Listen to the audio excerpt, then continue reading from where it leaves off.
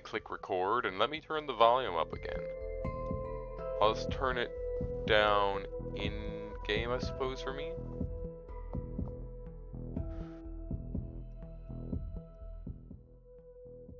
There we go. That's a nice, decent amount for it.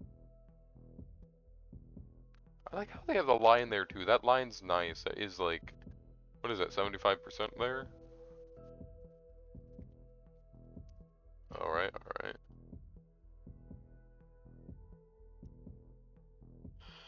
Now this is one I know I'm gonna have to do a lot of saving on. Normally I have one of the people here who wanted me to play the game to guide me through certain areas where I should save, mainly so I can actually see everything and I don't have to replay and go back through everything. But we'll see. We'll see how it goes.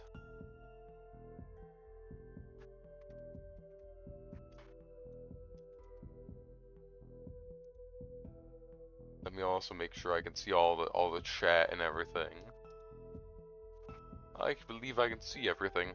I'm not sure how long I should wait here to see if everybody's excited. Also, you know, just let people get on in.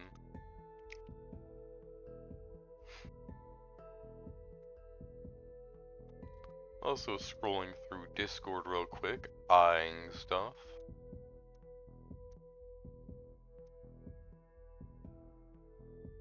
Making sure it's all good. We should be all good. We should be great. How about we click start? Yeah.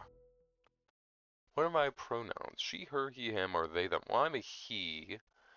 This is gonna end up as Yowie again, isn't it? This is gonna be just like the Freak Circus, where the Giffer gets stuck between the two clown bitches. Pirate. Is it Pirate? Pirate? Now see, now I'm forgetting the name. Pirate? I forget. Harlequin as well. He, him though. Yes, this is my pronoun. What did my headset do? Beep boop. I don't know why it does the little weird beep boop sometimes. My body type, 1 or 2? 1. Damn, that's me. Add a little bit of shaggy beard. Give it a little trim up top, and yeah.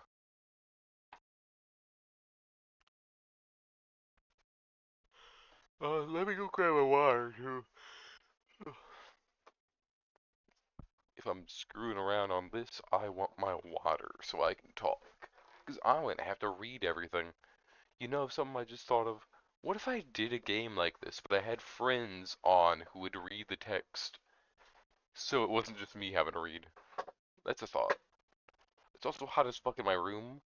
They have the AC on downstairs. I can't have it up here, because the power doesn't like that. So I pretty much roast in my room. It's like FNAF, you know, the limited power. Let's get through this though. Akuma. Sometimes I really wonder, how did I end up here? Not that I dreamed of a career as a neurosurgeon or an astronaut. Manic, hello! Just in time, Manic. I just started reading some of the lines. But for crying out loud, working at a gas station, on the other hand, money is money. I sent out resumes to every conceivable and inconceivable place, applying for every position where I could somehow use my degree. Oh, 0 responses. I had to swallow my pride and find at least something. Human organism wanted for work at gas station. Organism's duties include selling food for mouth, silence and obedience, household tasks, obeying those who are more ancient. Damn.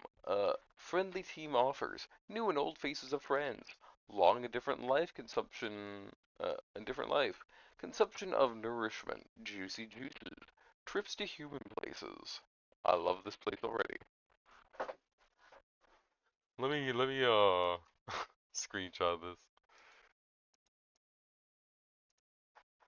Oh, food for mouth? Seriously? This guy's got a style of his own.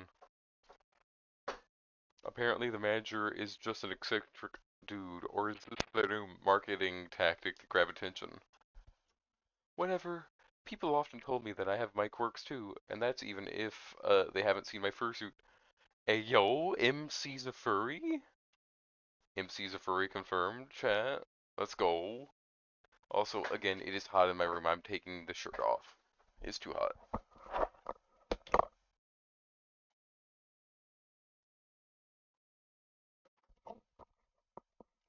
Alright, chat, I am now shirtless, but you don't get to see it. Haha. God, I'm gonna have to turn that AC on at some point, 'cause good lord. Well, whatever. As long as he's not a complete jerk who will hit on me or make me scrub the floors with a toothbrush. Oh. Hi. I didn't scream. I couldn't move. My brain feverishly tried to find any category for this in its database. Hallucination? Psychosis? Too many energy drinks? Mood? A typical middle manager? The monster from my nightmare stirred. Its tentacles crept closer to the counter. My god. The creature made a sound, not from a mouth. It had none. The sound emanated from deep within its bulk. Hollow, profound, bone-shaking. Bob, greetings, organism. I'm Bob, the indescribable and terrifying. Oh, wait, back. I accidentally clicked. And terrifying consumer of worlds. But you, creative sand, may call me Manager Bob. Nice. So that's our boss? No. This isn't real. I'm dreaming. I need to wake up. Many eyes. He does have a lot of eyes. You will sell food from mouths and obey me, for I am agent. Memorize rules of this establishment, for my patience is as limited as the salary I offer you. Oh, rule number one, you sell, no matter what. Chicken food for the mouth, gremlin fuel, noodles made from cursed souls. Ew, what is that? Ugh. Lottery tickets for extra limb raffles, discount rot, ritual foil, everything must be sold. What is this fucking gnome in the corner, by the way? I just noticed this guy. He points directly at me with that creepy slimy tentacle. Oh. Every miserable unit of currency brings me closer to my triumphant exit from this pitiful hole. I pinch myself and wake up. Rule number two, be polite to customers. Ignore bald spots and werewolf fur, and watch out for drafts when ectoplasmic energenic entities are in the store. What? But don't let them get too bold. Customers are just walking containers for currency, and they should only pay in monetary units. Payment in existential dread or hair of the dead is not acceptable. Many of them come here just to chat because they are idle and purposeless organisms. Your task is to make them part with their currency anyways.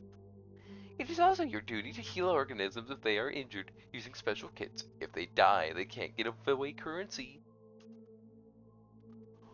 Oh, werewolf ectoplasm.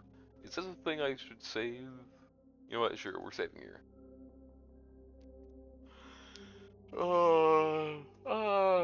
That's wait, let me read this actually. Werewolves, ectoplasmic entities, and what the hell are you anyway? Hold, excuse me, dear sir. You seem to have mentioned werewolves and ectoplasm?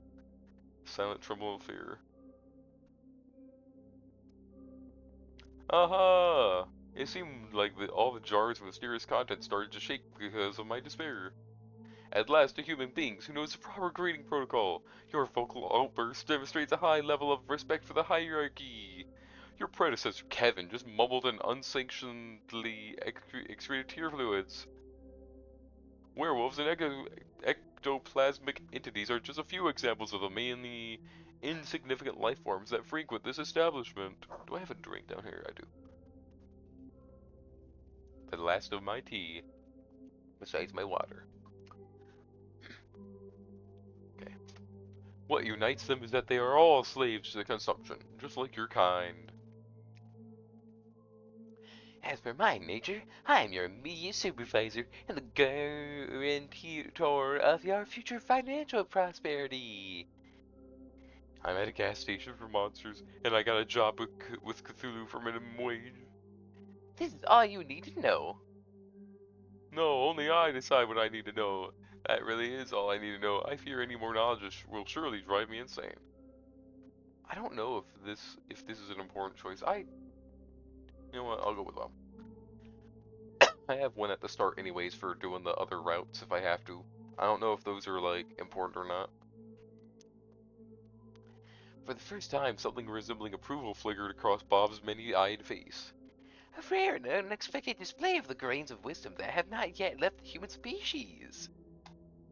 Embrace your ignorance, let it become your shield and a direct path to the status of Human Employee of the Month. I like Bob already. Ninx! Welcome in! How you doing? You are no longer dead? Good, good. Don't worry, Ninx. I am saving.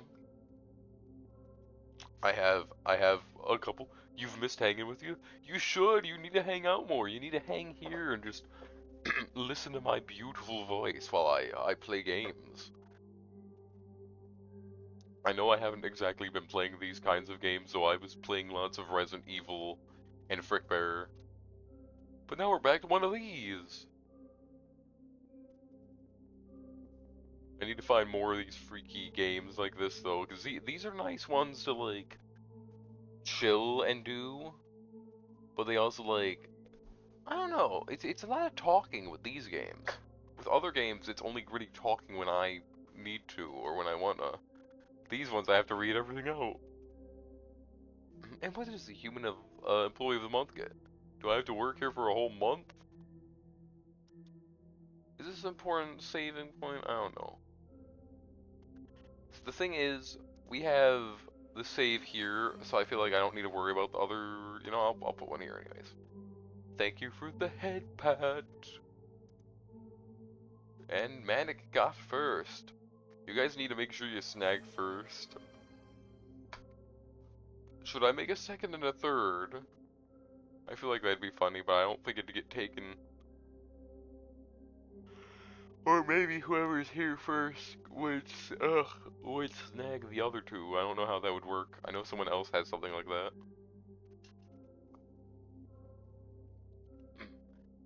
I'm gonna do the first option. A cash bonus of 25 cents.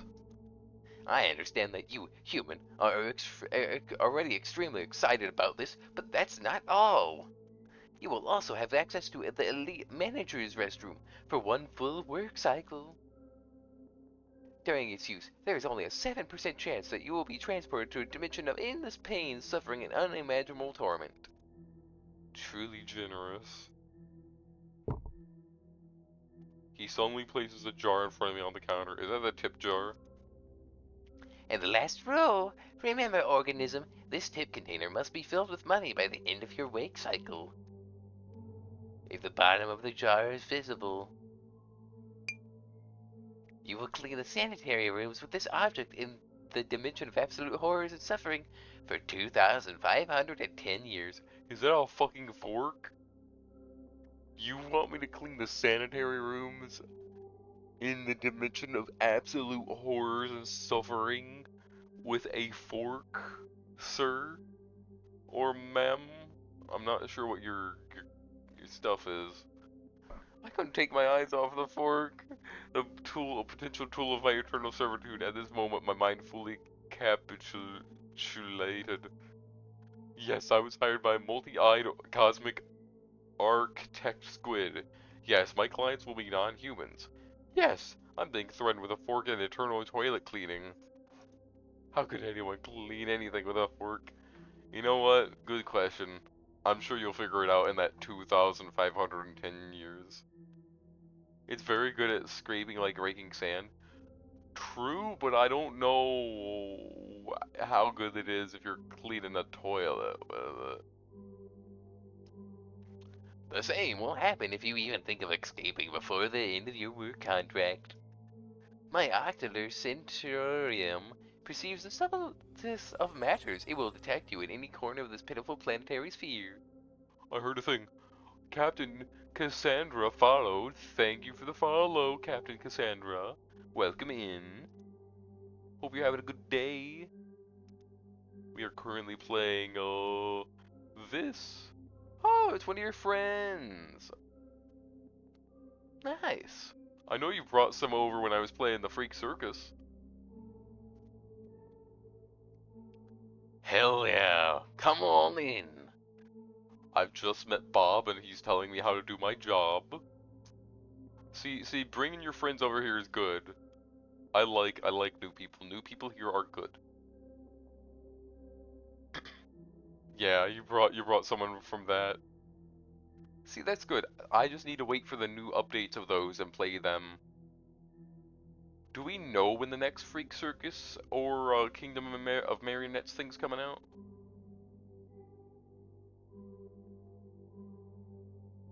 Because I know I should schedule those ahead, honestly, if I know when they're coming out.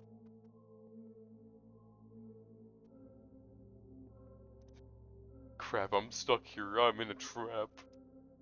Do you understand, organism? You know what? I want to see that second option. I want to see this. 2,510. Why not 2,511? Organism, do you dare to use sarcasm? You greatly overestimate your significant single-brain creature. I warn you, one more joke like this, and the duration of your possible punishment will increase by another millennium. And one prong will disappear from this fork. Oh god. He gurgles indignantly for a while longer before concluding the briefing. Goodbye, organism. Good luck in your currency acquisition and button pressing. Not a two-pronged fork. Is that even a fork at that point? No, it's probably one of those rich people forks.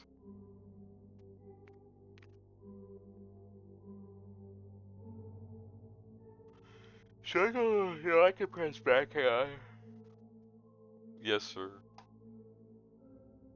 Acceptable. Oh, these little hearts. Bob likes us. Goodbye, organism. Good luck in your currency acquisition and button pressing. You know what? Good enough. I think I can handle this. Adequate. Your willingness to fulfill your work duties deserves my emotional approval. Human entity, you are acceptable. If you expect a monetary reward instead of an emotional one, you will need to immediately reconsider your moral compass. Greed is a highly condemned trait for a human organism. This concludes the briefing. You've shown a tendency towards excessive vocalization, so I'll give you a warning. Do not raise your voice at visitors unless they like it. Oh, I can hear his fucking suction cup fucking pitter patter away. I love that. Is the front door just open? I don't like that it's just open here. And I don't like that I can't see. Is that the fucking Mandela? What's the thing? It's the one dude's face. He didn't turn around as a human would. His tentacles simply shifted his entire mass in another direction with a soft gurgling sound, and he waddled across the linoleum. Oh, that poor linoleum. I'm gonna have to clean it. Finally, he left me alone. The silence at the gas station was broken only by the hum of the refrigerators, containing juicy juices, and the buzzing of the neon lamp above my head. I stood in the same spot, as if rooted to the ground. My breath returned to me in a sharp, uneven gasp. My hands were shaking. The tip jar, which I needed to fill to avoid ending up in a dimension of ancient horrors, still stood proudly on the counter. Okay, so what just happened? Option 1. I've gone insane. That's the most logical conclusion. Prolonged stress from job hunting, malnutrition, nerves, anxiety, and a disrupted sleep schedule. My brain just malfunctioned. Thank you for the hydrate. I just grabbed my water to take a drink too. That's perfect.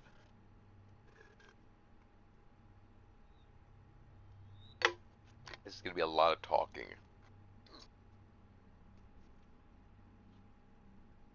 It's also hot in my room, so I need to drink more too. Yes, that's it. I'm going to wake up on my couch in my dingy rented apartment. I pinched myself again, and did nothing. I scanned the room once more. It smelled of gasoline and old coffee. It was still absurdly real. And that meant everything he said. It was all true. Werewolves, vampires, tips, the fork.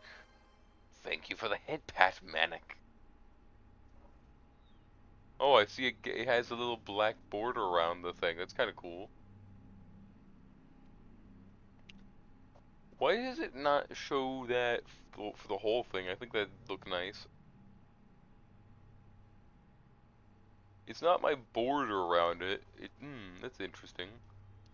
Because on my screen, oh, never mind. I see why it doesn't go down all the way. That's a little. Okay, I see. Anyways, the fork. Dear God, a hysterical mix of laughter and a scream of terror welled up in my throat, but I held it back. I needed to get through this. I needed to. Oh, okay. Who are we meeting? Who's gonna be here first? Vampire, werewolf, creature from the Black Lagoon, something that's gonna try to make me suck him off. Oh, don't tell me that's the first customer. Bells? What the hell? And it's another jester. Wonderful. Maybe the clown. It's another fucking clown. It's another one. This is the third one. No. No. No. Oh no. This is the third one. We had Peerage. We had Peerage from friggin' Freak Circus. We had I am forgetting his name. We had the bottom. We had the bottom one in Kingdom of Marionettes, and now we have this one. Justin, that's what it was. Justin. I was trying to remember. I knew it was Jest or something. So Pirate, Harlequin, technically Justin. Why don't we just throw the other Freak Circus ones in there too? Because they're all probably gonna have something at some point. You've seen some Justin art from the dev? Interesting, interesting. BRB gonna lurk for a quick shower since you got at the gym. Oh, alright, that's perfectly fine, Manic. Take your time. Shit. I like how the fucking gnome's here still. Manic. Oh, well, I thought Manic was gonna send me a link. Is there an official link somewhere?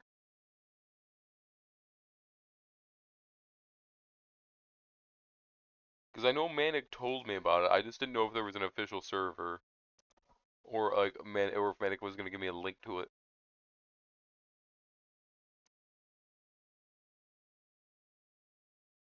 Oh, the clown server promo. Oh, I see it. Never mind. Let me look for the clown server real quick.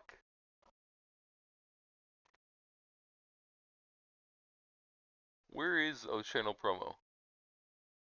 Oh, I see it. There it is.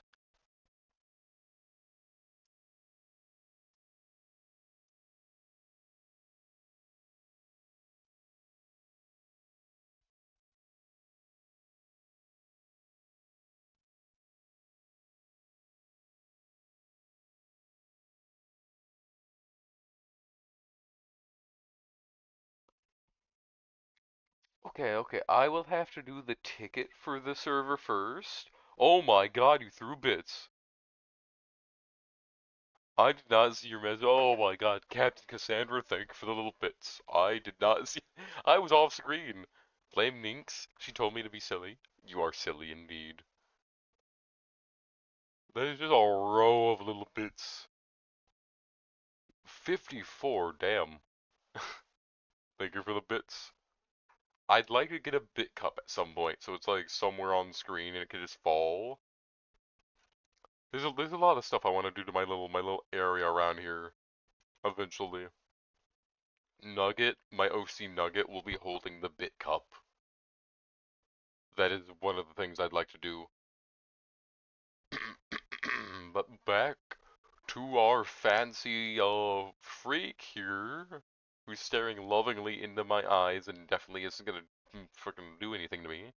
Oh, click. Where the hell did this clown come from? It took great effort not to look away from those red eyes burning in the pitch black darkness. That's kind of loud in my ear, Jesus. Is he amused? Is he wondering if I'm tasty? Bob didn't exactly give me guarantees that I wouldn't get devoured at work. My brain, still recovering from the encounter with Bob, was frantically trying to figure out how to break this ringing silence. Yeah, it looks like he's smirking now. I can't see his mouth, but I can definitely see a little... There's his nose right here. There's his big fucking smirk. You can't just appear with the sound of a creepy piano, sir. Isn't it strange that I work at a gas station for a couple bucks, yet you are the one who wears a jester's hat?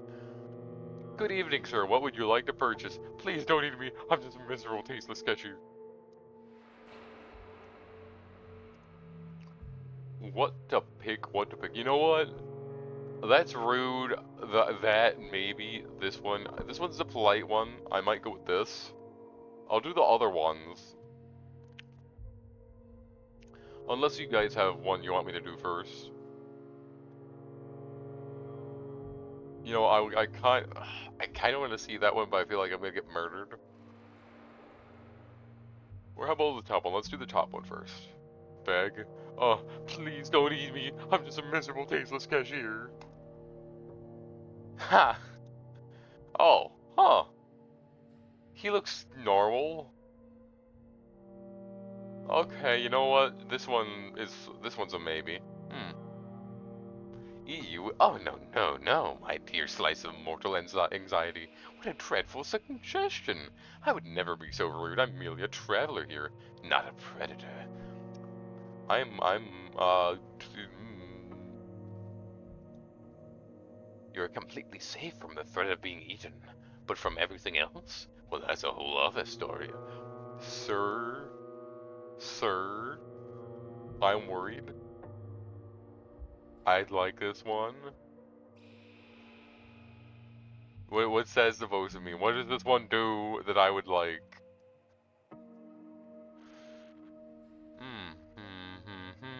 You know what? Yeah. Maybe thinking about it. It is Pride Month. It is Pride Month. Theatrical and well, not topic. Thank God. You know what? Sure. Yeah, I'll go with this one. It's Pride Month, chat. You know what that means? Nervously smile. He didn't actually reassure you at all. If you're not here to eat me, are you here to steal me away to your circus? Make me walk a tightrope and juggle? Burst into posture check. Oh, posture check. Let me stand, or let me posture check at least. I am sitting up in my chair. Do not worry. Burst into tears. Ah. All right. Well. Whoa. Okay. Wonderful. Then let me. Well. What would you like to purchase? Should I save here and go back and do those other things? I don't know how important this is. Like, I'm assuming the first interaction with a character is usually important, right? Of course, I'm not sure how many characters there's gonna be. This is a normal occurrence. You do love bully people, city. Oh, oh no.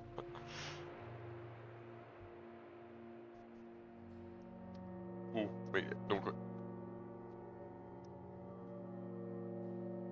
Seeing little hearts by him, boosting with. Oh, it's like with Bob. So I'm assuming I want to do the path of see the hearts to boost relationship. Okay. So how does this work? Do I just talk to him the whole time? Is it like should I try to get hearts with everybody? Like I guess I'll go through the options. I'll see what one gives me the heart, then I'll go back, I'll check the other ones.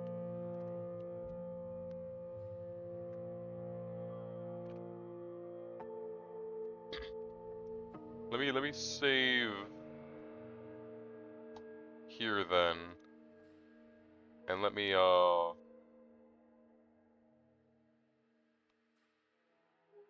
can't load right now.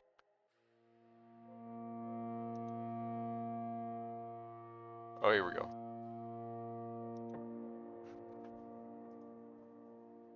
You can't disappear with the sound of a creepy piano, sir, right? My deepest oh, that was a heart. Anyway, what was this one? So he laughs at this. Hearts is a top. What would you like to purchase? Purchase? I'm gonna go with the bottom one though, then since we know the top one does one thing. I would like to purchase your attention. Sir? Interesting, interesting. Considering it. I suppose that's free. It's sort of included with in the service package. I suppose it's free. Make a wink, but only for you, sir. Oh god, no. No.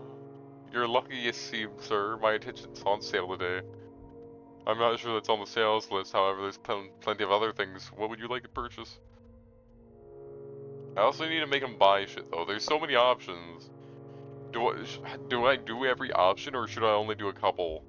Because there's so many. I'm gonna be here for so long doing all of them. Make a wink only for you, sir. For me, only me. Oh no. You spoil me to receive such an exclusive treasure, released in a limited edition. I feel like a king, although, am I not already a king? No matter, I've never felt more regal than I do now. Well, I accept this generous offer, but a deal requires balance, doesn't it? In exchange for your attention, you shall receive mine. Hooray? My god, another crazy person with a strange way of speaking.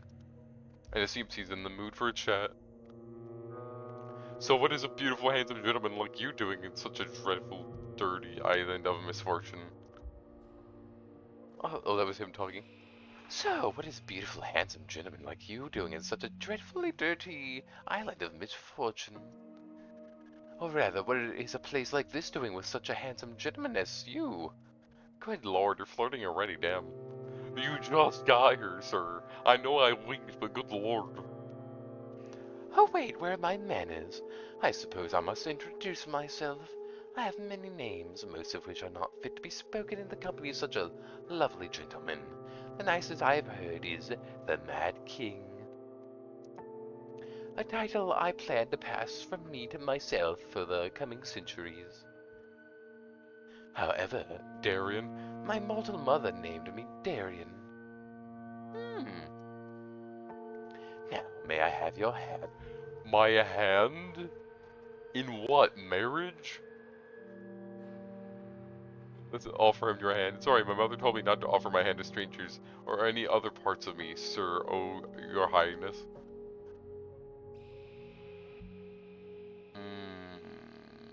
Interesting. I can always press back. I don't want to do too many saves. I still have other routes to technically do.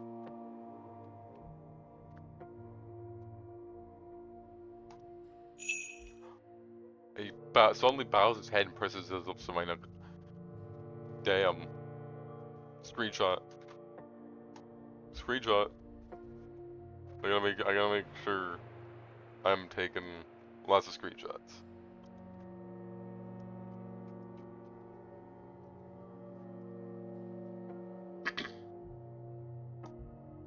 Meeting you is truly a pleasure. His lips are cold, yet a ghostly warmth spreads across my skin.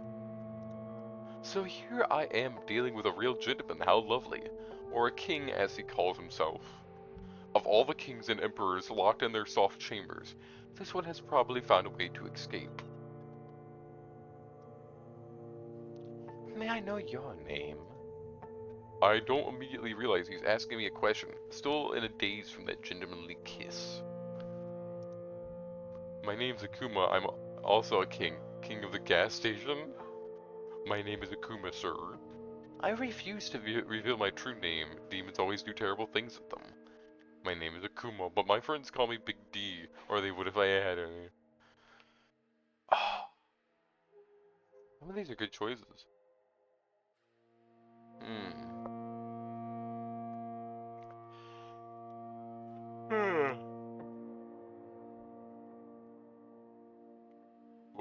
Hi, Tara. Welcome in. Let me try this one. Refusal, a rebellion against age-old traditions. My lord, your rebellious spirit certainly commands respect. What a pity that a plastic badge on your chest holds a different opinion. Lord Akuma. Oh no. Uh-oh. Goddamn badges. Give it back. He laughs. So soon, but my dear, I just got it. I'm not ready to part with it this easily. Such a tragic fate hidden behind every letter. So many unfulfilled ambitions that the desire to paint the world in your own colors. And a small pinch of existential horror spiced with a secret love for the furry fandom. Hey, hey, hey, hey, hey. How does he know? How will he know? Damn, get out of my head. Apologies, my lord. Sometimes I just can't resist peeking behind the textures. It's such a terrible temptation. You have no idea how hard it is to live with. I feel like my brain's turning to jelly. And I don't understand when we'll finally get to the point. Actually, it's not all that bad.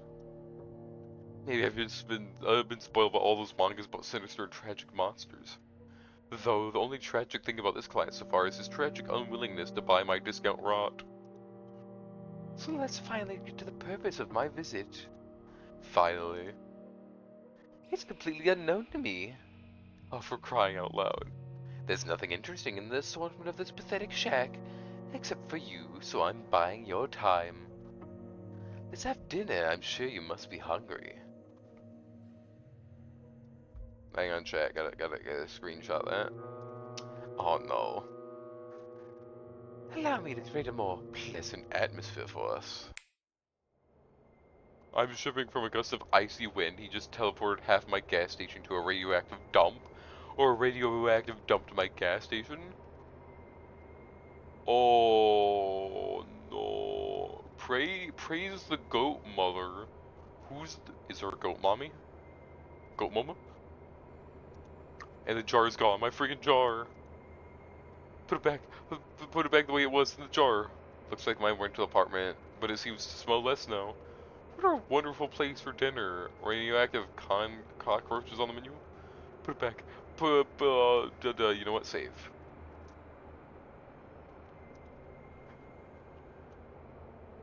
You really don't like the change, do you? But life is ever changing. Life is not a stone, my dear. Life is water. But since you don't like it this current, so be it. Let me find us something less populated with mutants. I can't go long without unfamiliar landscapes, already ruined lands making me melancholic because of all the fun that happened without me. Disgusting. Allow me. Oh, this is something less radioactive. Amazingly, I haven't thrown up yet. It feels like I've been flushed twice through an interdimensional toilet. I clear my throat. Seems like I'm sitting at a table. Much better, wouldn't you agree? Oh, that one got us here. Hang on. Let's go here. I want to go back.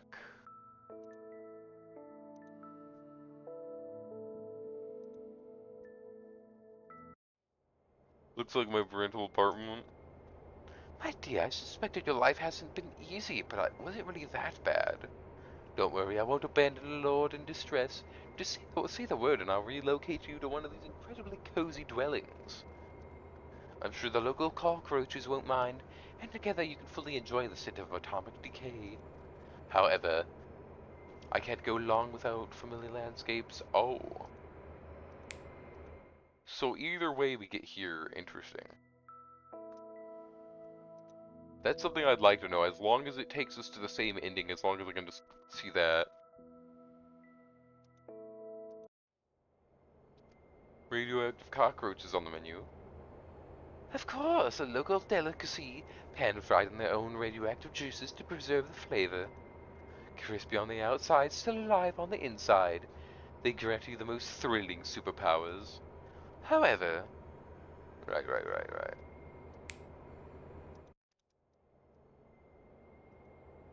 So he likes that. He likes that. He doesn't care for this one. So either the rental apartment or this. Hmm.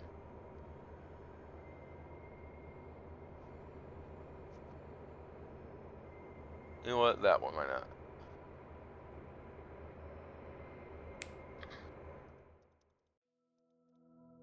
Much better, wouldn't you agree? Couldn't be better. It's beautiful here. And strange, is this your home? I prefer the dump. Well, maybe I'm gonna go with the top one. Those two seem bad. Words of a true poet, Akuma. My two favorite categories, strange and beautiful. This place is much more than a home. It's my cage and my greatest canvas for creativity. Ooh, he's a creative. Ooh. Every ugly tree, every mad toad, every eye-bearing mushroom, it's all a piece of me, a marvelous place. Except when the rocks grow legs and start running. Oh. Oh, I see the toad, and I see the mushrooms with eyes, and the trees. Including those that people make their homes out of. And now you're part of this place too, isn't it wonderful? So you're telling me this whole place is you, so if I go, like, make out with that tree, that's you? Damn. I'm slowly getting used to the landscape. The fireflies here are quite charming. But it'd be better without that frog with a human face. You know what? That's true. That frog's freaky. Also, is this a candle? Where'd our jar go? Hmm. The frog the frog notices me too.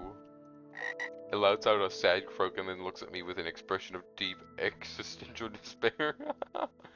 Nice. Say nothing about the frog with a human face. Point at the frog. Who is that? You know what? Yeah. Who be that? That's Lori, one of my brave souls who had challenged my authority. My dear friend who once walked the path of adventure. However, he didn't foresee the possibility of being turned into a frog on a whim. He even tried to wield the sword with his tiny froggy legs. Fought to the end, a true warrior.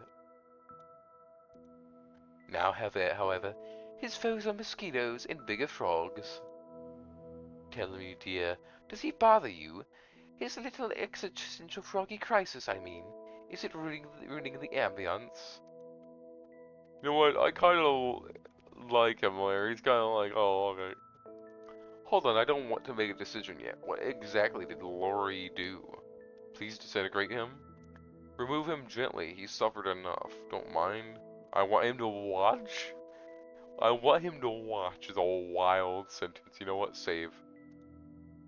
Nah, I want him to watch. Watch life pass him by. See us enjoy dinner of more than just mosquitoes and swamp water. My dear, you're a treasure trove of delightfully dark little surprises. So dinner, I'm sure you must be starving.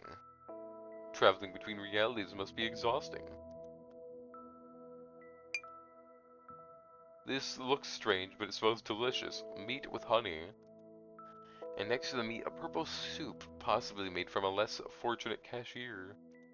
Whether the food is poisoned or not, if I refuse, His Highness might turn me into a frog too.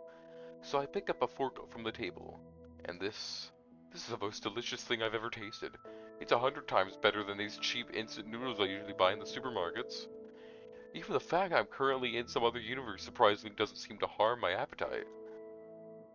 It seems you enjoy our cuisine. My chefs have always managed to cook well, on those occasions when I noticed it.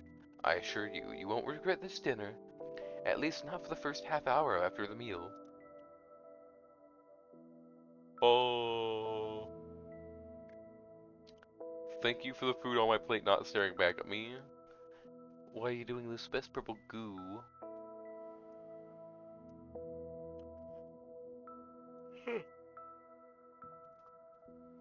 This is the best purple goo in my miserable life as a miserable cashier, or thank you kindly. I'm hospitable, delighted to share a meal with a dear guest who clearly appreciates good food. Purple goo, ha! I have to tell the head chef you called it that. Ooh.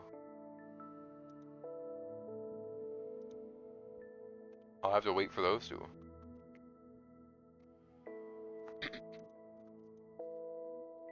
He calls it broth of vicious stars and deceit, but I think your description is more honest. And don't be too quick to call your life miserable until now. It was just a prologue, but now. The first act begins. I poke at the food with my fork and watch the peculiar scenery from the corner of my eye. A silence hangs between us that might even be called cozy. Were I under heavy narcotics? Don't ask silly questions, return to eating. What's your favorite animal? Glad you asked. It's right here on our plate. Just kidding, but I do need some time to think. Let's see. The riding flea has its own charms, very disgusting ones. Carnivorous butterflies are beautiful, but they're dumb and noisy, and as we know, only what's empty inside makes a noise. Or what's in my head, it's always ringing. I think it's a dog. It loves its owner with all its heart, whether they're a saint or a serial killer, and doesn't notice the difference. It lives in constant joyful state of blissful ignorance and misplaced enthusiasm. A creature that finds endless joy utterly meaningless. It's it's truly inspiring. Dogs are the chesters of the animal world, and I adore them for it. Especially the small, wrinkly ones. Aw, the Shih Tzus. And what about you? Cats, to them, were probably the jesters. I'll keep it a secret. Oh, indeed, they are the true rulers of this reality. Tiny, furry gods of apathy and disdain. We are their obedient, foolish caretakers. But I've been lucky enough to escape their tyranny and instead enjoy my own and feed those around me. I return to my meal, and just as I chew another bite, I hear His Highness's voice. By the way, how does the meat taste? Is the human flesh tender enough? Oh, my fork freezes halfway. He's joking, right? He's just pulling a ha ha, I'm being silly. I'm a silly jester. Vomit? Why the hell is there human flesh on my plate? Swallow with difficulty. Yes, thank you, quite tender. Not as tasty as the one I had the day before yesterday. Chew while looking him in the eye. You're the law here. You know, save. I need to save. Vomit. I bend over and send the entire dinner onto the moss beside me, which absorbs it all without a trace. I look up at this monster with teary eyes and see a satisfied grin. Ah, my dear, your expression's priceless. You are so trusting. I apologize, I couldn't resist such a dreadful joke. It's just venison as far as I can tell by taste, not very intelligent. Definitely not Timmy or our carpenter, who unexpectedly disappeared near the large kitchen cauldron, perfectly sized to fit in it. Definitely not. Sir. I personally issued several decrees related to cannibalism, perhaps even considering its prohibition, but that's besides the point. I already rarely have visitors. I'd like to tell you about other interesting guests after all. It's the most fascinating thing I can share with you. For a place where mushrooms with eyes grow, it can be incredibly dull here. Shadows in the clearing thicken and stir. They detach from the gnarled trees, rising up from the ground like black ink and spread across the wall. Dancing and intertwining, they prepare to perform at the master's whim. Oh, he's interesting. I just got to the cannibal thing. I feel like I should go back. This feels like an important thing. Hydrate. Let me hydrate.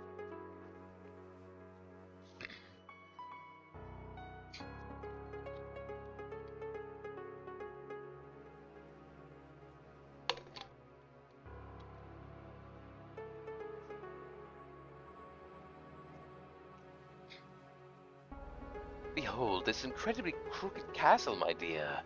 Crooked to the point of absurdity, sadly. In reality, its curves look far more aesthetic. But it gave the creator some leeway for expressiveness. Many brave and not so bright souls have tried to conquer this terrifying, dark, eerie, crooked castle. So many that it became even more crooked. You see, the dreadful monster living there never liked being distracted from its important duties. terribly important duties, like having a long, deep conversations with its own reflection, or concocting recipes with raisins. What a terrifying monster. So far, the scariest thing in this story is the presence of raisins. Yes, you do understand. They are a real horror, aren't they? Tiny, shriveled bits of deception. They pretend to be sweet, but they are just made to ruin. They ruin lovely cookies, ruin family photos. They have no place in civilized society. Oh, how I understand them. The monster was a tyrant, a menace. He sowed chaos and disorder, mostly on purpose. He had countless opportunities for creativity and wasn't afraid to use them. He made some people believe they were pigeons, and others that they were grains. He wouldn't allow his best servants to have windows, fearing that the moon and both suns would get envious and want to take them away. And he demanded that they seal the gaps in the doors as well. He locked wizards who came to him for magical gifts in a giant laboratory and promised them power if they invented a kettle that could boil everything except water. They eventually invent the kettle. Oh, I get it. That's funny. Invented? Oh, they did so much more. After 11 years of failed prototypes, a few explosions, and chemicals running away on their own legs, they succeeded. The kettle could boil even the bright memories, but not water. Water would instantly freeze, explode, and file for divorce. I immediately rewarded them with a new invention idea. A cup with a sealed top and without a bottom. Let's see how they handle that. But I digress. But behold, a ray of light in the dark kingdom. The first hero, Sir Loyal, the righteous in all his clanging self-important glory. He took a knee to rest briefly because of the weight of his righteousness was bad for the health of his poor back. Following rumors spreaded by the same monster, he fought his way through the monster's loyal subjects too. By the way, where did he even find them? Most of my subjects are too busy contemplating the color of the suspenders or laminating their fate. I cherish them for their imperfection. Anyway, it doesn't matter. They were probably the most restless of them. Every story needs minions. In any case, our hero descended into the Grotto of Despair. The Grotto of Tentacles? Imagine the most sinister name you can conjure. The Grotto of my parents' disappointment in me. The Grotto of Kidney Stones. The Grotto of Despair sounds right. Oh, but if they could see you now? You're a royal audience. They'd be proud of you. No, actually, they wouldn't be proud if they got to know me better, but in that case, it's good too. Oh, so they like that. Dreadful imperfection, human body. Worst affliction. Ooh. Hang on.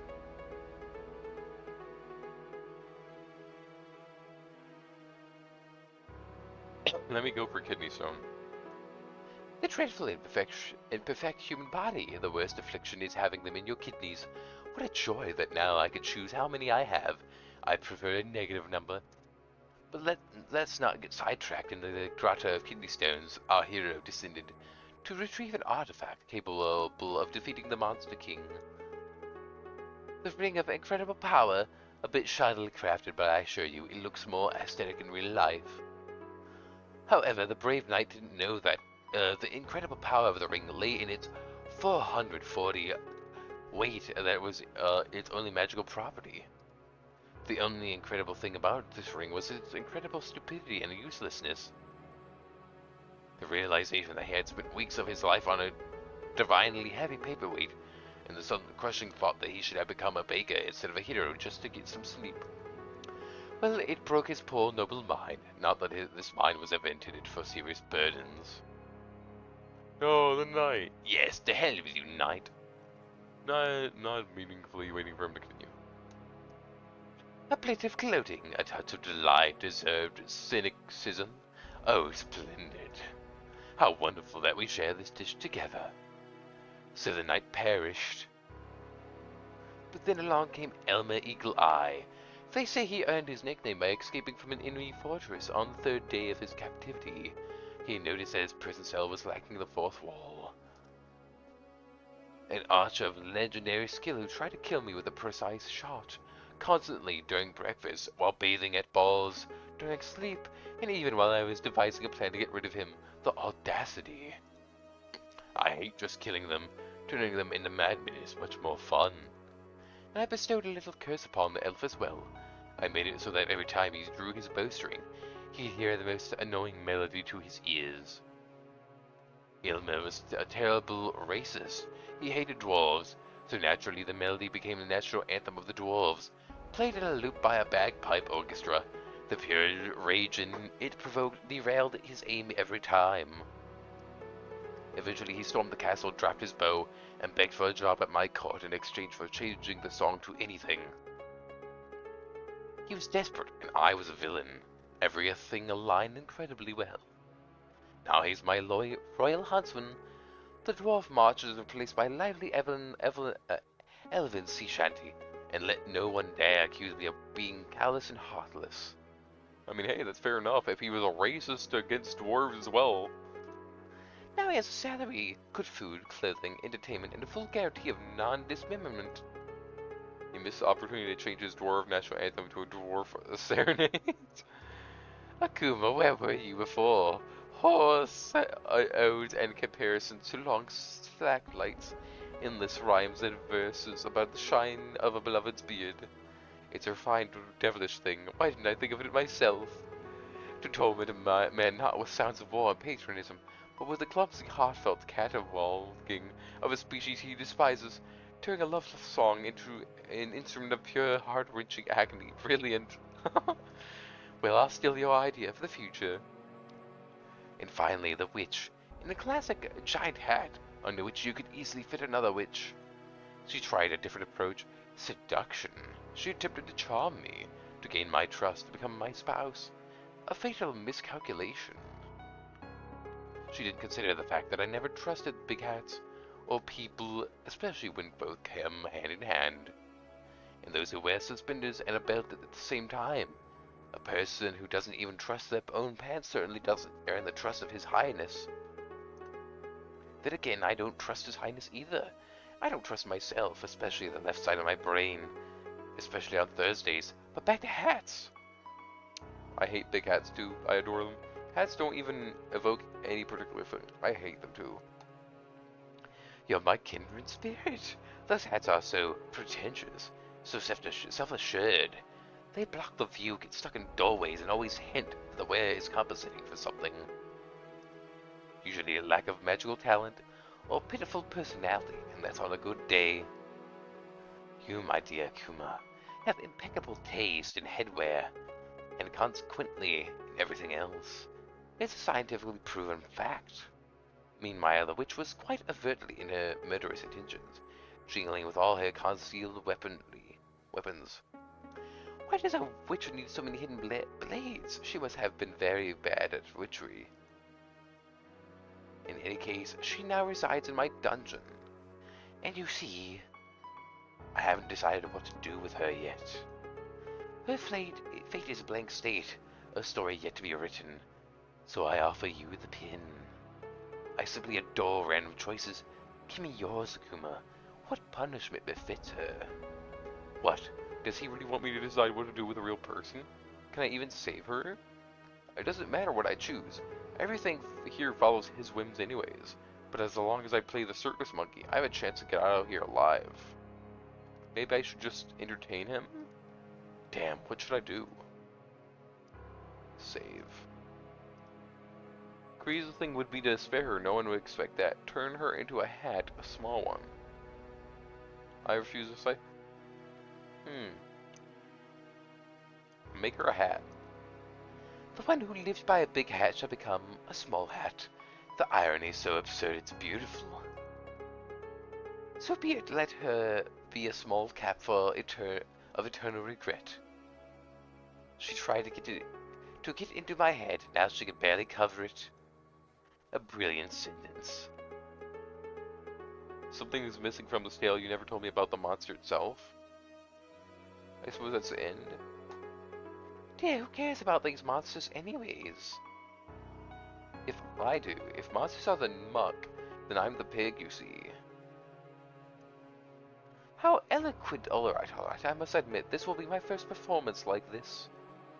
Darian sounds a bit bewildered. Bewildered, it seems. Allow me to just toss my mind up and see how it lands. You see, the monster was originally much more modest and less majestic, but we all have to start somewhere, right? Then my head suddenly became a bit crowded. First whispers, then arguments, then full-fledged discussions that had to be participated in and involved inanimate objects. Guests in a jar doors, closets, even a cookie jar's every container a potential foe. And I was surrounded by containers, to be fair. Sometimes they told funny stories. But why was I afflicted with this curse? Pondering it drives me mad, even more so. It seems the question is meant for me. Were you cursed for arrogance, greed? Did you touch a cursed artifact, a ring of yours? Does your family have anything in common with the Habsburgs? I'm curious, because he doesn't like greed, so could greed be the cause, and that's why he's like this? Maybe it could be ring 2. Such a harsh punishment for a simple character flaw like arrogance. Ooh, if that was the case, all the kings, nobles, and egotistical merchants in history would be painting the walls with, "Pardon me, I can't finish that in front of a gentleman. In any case, there wouldn't be enough walls for everyone. My affliction is much more mundane, and far less deserved, which makes it all the more amusing. It's all about rotten blood, too pure, I beg your pardon. My great-grandfather issued a decree forbidding death from old age. Oh, and it isn't Aunt believed a colony of sentient mold was living in her walls, claiming her inheritance. But I always thought that I would be spared this fate. I had to be temporarily isolated to avoid embarrassing guests at royal balls, with a young prince pointing at a noble lord saying, 'Ha ha, the gnomes finally got out from under my bed.' What a misfortune for the entire family, except for those in line for the throne before me. My death would have solved many problems for my family, and indeed, many of my own problems too. I made a decision. We made it, to be precise. There's already a whole council of us by then.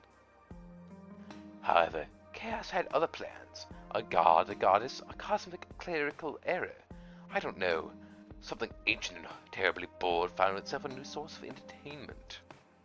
It offered me a throne, my own corner of reality to rule, where the fragments of my mind would become the laws of the land. No more restrictions or pants for my subjects, if I wished. My subjects, at first they disagreed, but then they came to terms, or their minds changed to fit the new realities. And here I am. A dramatic silence ensues. Perhaps I'm the first being to hear the story in centuries of his existence. I must choose my next words carefully. Will you give me a tip? I really sympathize with you. Ugh, and your multiple personalities. So you're still in a cage and must be rather lonely here. Shake your head. How can you just lock a family member in a tower? It's unthinkable. Darian laughs. Of course. It won't even be someone's innards. It'll be lots of crisp paper dollars. How I love the sound of things crunching. Again, no innards. Sympathize with you and your multiple personalities. Don't waste your sympathy on me or them. Most of them are just awful people, though some are quite decent. Not you, Jerome. You're the worst. A crooked hole in the pie. That's like feeling sorry for an earthquake anyway, or rising food prices. You're still in a cage, must be rather lonely here. No. Cages are more like a playground with surprisingly silent infants. I don't blame them. I have the best shovel, no wonder I embarrass them so much. I don't know how much I should read from each one. Very easily, my dear. A royal legacy is a delicate crystalline sculpture. That was a crack in its foundation in the shape of an indecent male organ. No wonder they covered me with a napkin. Do you really sympathize with someone who dragged you into his dimension to tell silly stories of you propagoo? People never cease to amaze me. Ooh, touch his hand.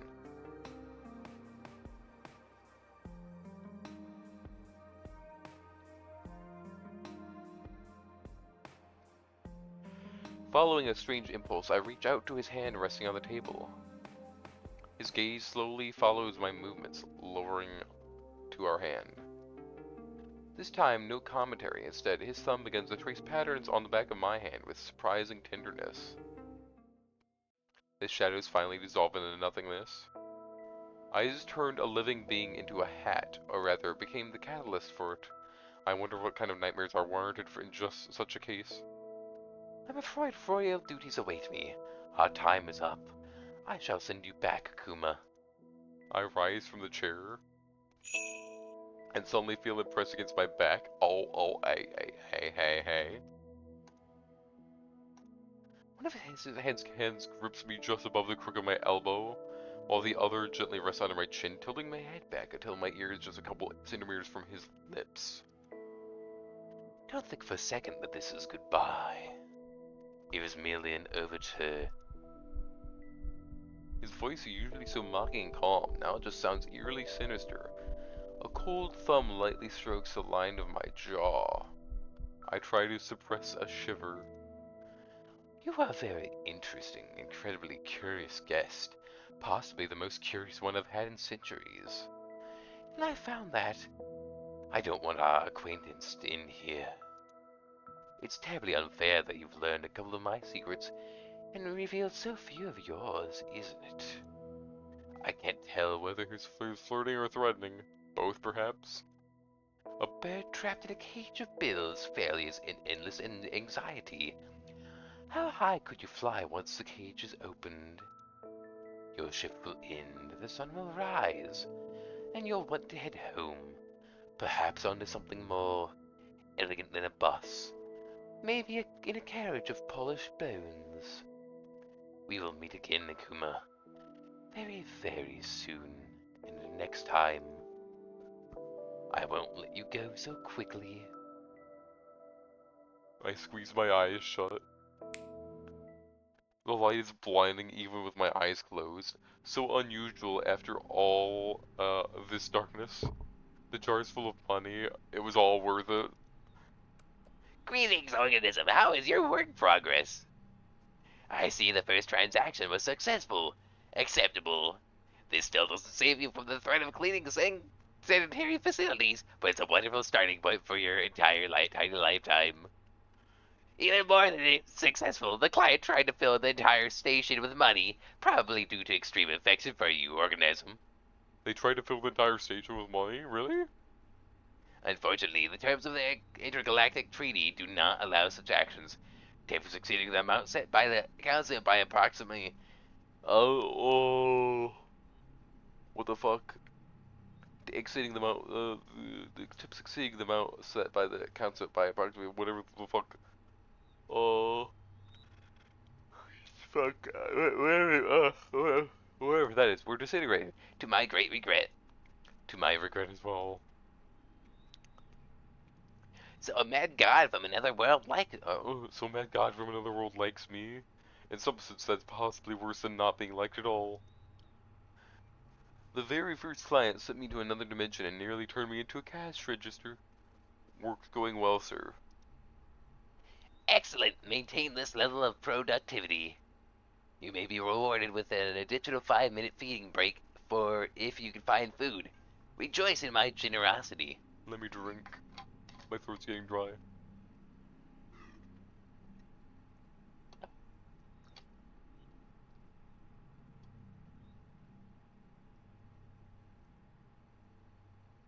Continue working.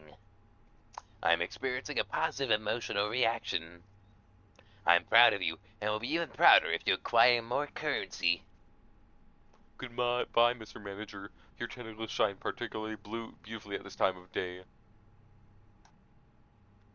Your comment regarding the shine of my appendages is noted, organism. The secret is a meticulous regime of polishing them with void bip org slime. Did he just blush? He did. I saw that. Goodbye. He slaps across the floor to us. Who made that noise? Did someone make that with their mouth? I feel like it's a mouth noise. Something like that. As soon as Bob's rhythmic wet slaps fade away, a deep silence descends on the station. One moment, I'm in a surreal forest and dining on purple goo with Mad God. A god who liked me so much that he offered me a ride back to his world in a carriage made of bones. The next moment, I'm being praised by a multi-eyed tentacle monster. Maybe these are all just my deathbed hallucinations. Gotta give me back my bills, my news, my arguments with strangers on the internet. Going insane, part of me enjoys these. We're gonna have to go back and do the rest of the little bit with him. I think how this is, I think the best course of action is to just like go through the other options quickly to see how they turn out. Is there actually a guide for this?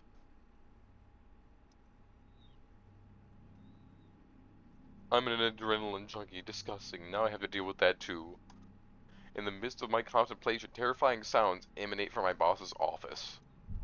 Unfair bills, unexceptionally large numbers. Of course, what else could upset him so much, if not that? Steps another visitor. Well, this one decides to come in through the door for a change. He seems unwell. I hope he doesn't knock over my shelves of shampoo with jojoba oil and delicate lilies on his way. He's not just unwell, he looks like hell. Literally, all the skin on the left side's torn off from his jaw to his temple. So this is our new guy, I'm guessing.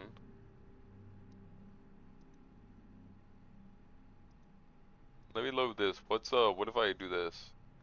My beautiful, monotonous, bland life, I was foolish not to appreciate it. Midst of my contemplation, terrifying sounds from the office. Right, bills. Okay, this is our next guy, but let's load.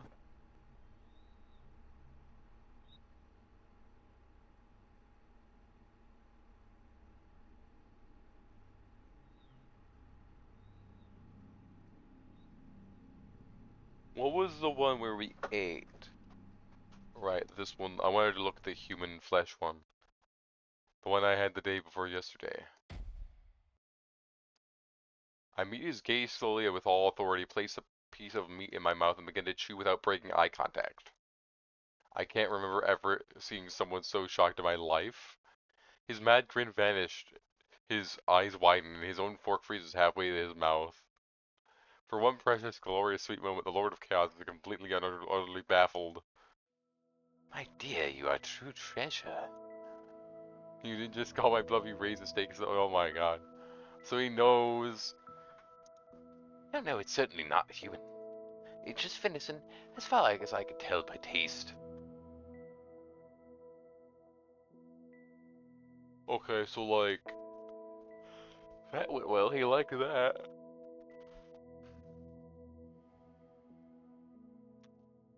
So what other choices do we have?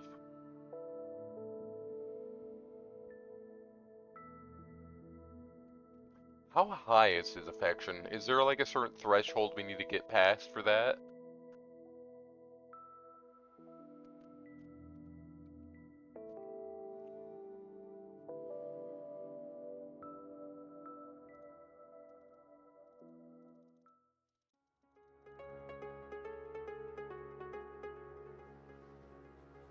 I'm gonna run through these.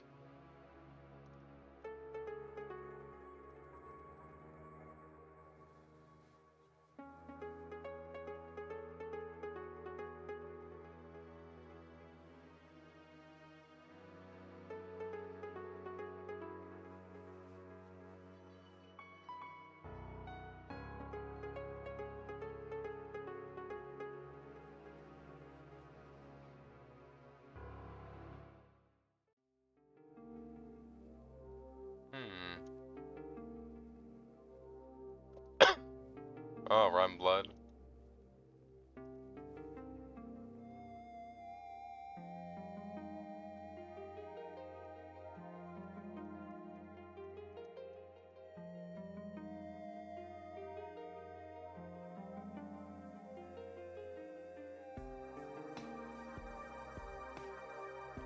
Right, we have the one where we did the hand touch. What was that one?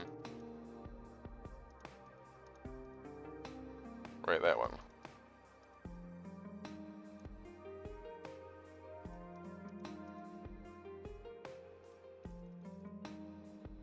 Oh, so all these lead to touching the hand, I believe, right? They do.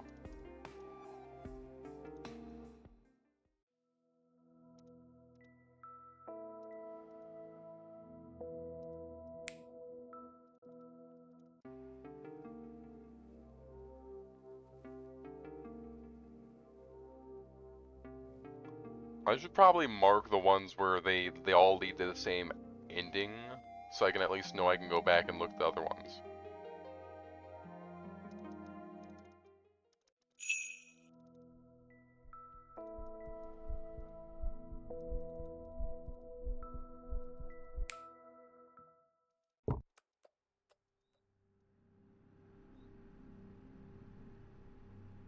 What if I do this? Interdimensional travel is unconventional interaction with a client. But if it positively affects the profit per minute ratio, then it is within acceptable limits. Pay for the attempted transmutation or consequences, and then there's nothing to worry about. I urge you to relax your muscles organism.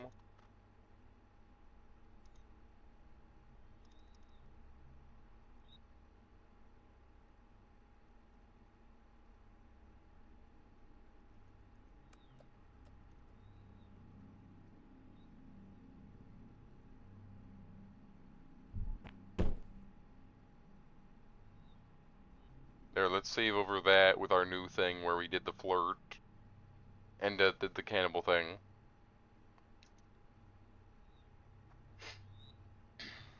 Is there anything else from loading back that we should do?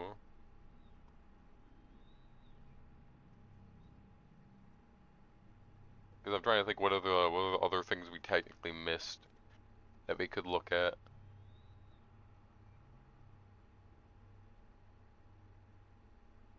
I feel like we didn't do all the stuff back at this one. We did the don't eat me, and we did the can't come in with a creepy piano. We'll continue onward. We can always go back later and choose something else if we missed it. What kind of meat grinder has this guy been through? He looks like someone who could rip me apart if he doesn't like what he hears. I need to be careful if I don't want to become the next victim. You look at the Terminator at the end of the second movie, buddy. The Terminator who just wrecked my entire floor.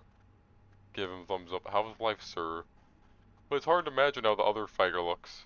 When will the Lord take my sinful soul? You don't want to work here anymore.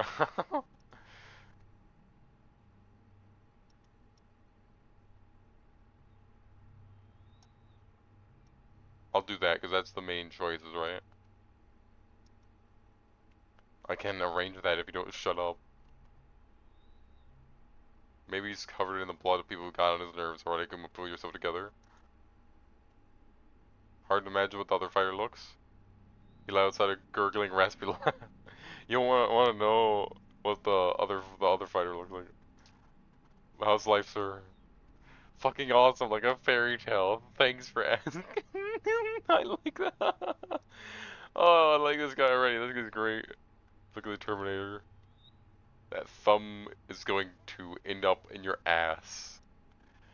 Never mind. You know what? Let me just go to the end of these. Given the threat in that tone, not just the thumb. I won't think any further in that direction. Come to him with great difficulty, which is probably not surprising for a man without half a face. Clears his throat, but that doesn't help much. I need blood. Oh, is he a vampire? He tried to smile like it would be charming if he still had the necessary muscles. Haunt me in my nightmares. Clamp pauses the grin briefly to clear his throat. Right.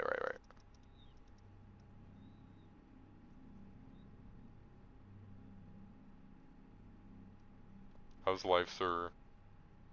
Dramatically light a cigarette, stare in the void right now, but it seems he doesn't have the strength for that anymore.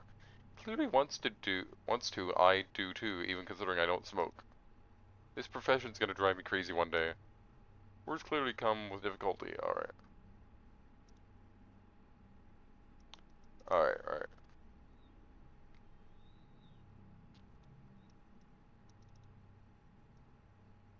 Right, need blood. So this is the good one then. He lets out a gurgling, raspy laugh. You don't want to know what the a fighter looks like.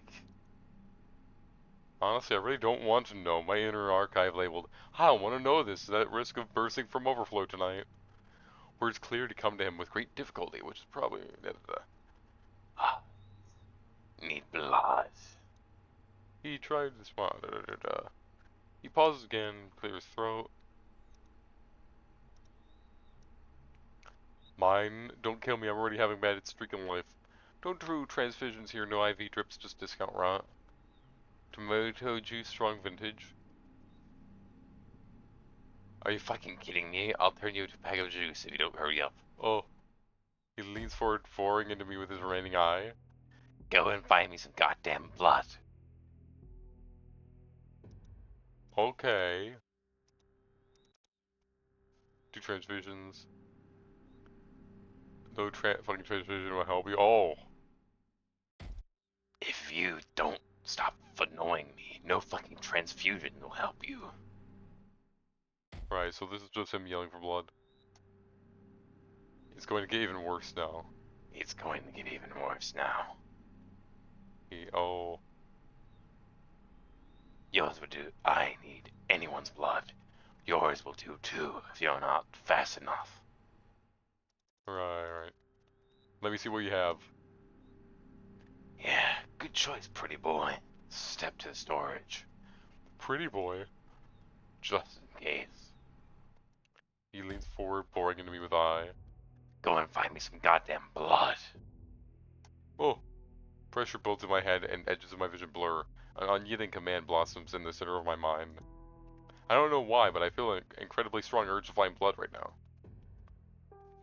He's covered in blood but still hungry. Maybe he fought with something inedible.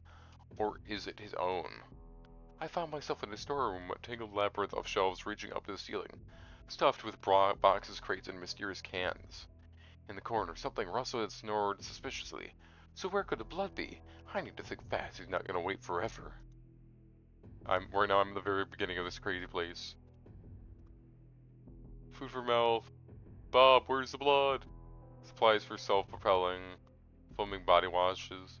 Bob, where's the blood? For a moment silence hangs, broken only by the hum of distant refrigerators. Come sound of pure cosmic irritation. And your blood vessels, dear organism. But if you need blood for sale, check the mouth food section. Don't disturb me. I'm busy doing business. Okay, so mouth food, nice. So I'll check that one later then. Items inspire pensiveness. Issues of Cosmopolitan and National Geographic lie adrenochrome from Doves, tabloids named Global Conspiracies that turn out to be true, and tome of Necronomicon for the whole family. On the floor, I find a gothic novel about forbidden love with a vampire, bearing an incredibly dramatic title. Would you like to read the novel, Night Sucker? Am I stuttering? What did I ask for your goddamn book? Blood, I need blood. Oh. Oh. Dry rhythmic tapping of knuckles on laminated countertop. Not loud, but persistent, full of irritation. I don't want to piss him off too much. I feel like he would kill me. But I feel like that's something I'm going to have to go back and do. I'm assuming there's a way to be murdered by everybody. Which I don't know how. I assume there would be a way.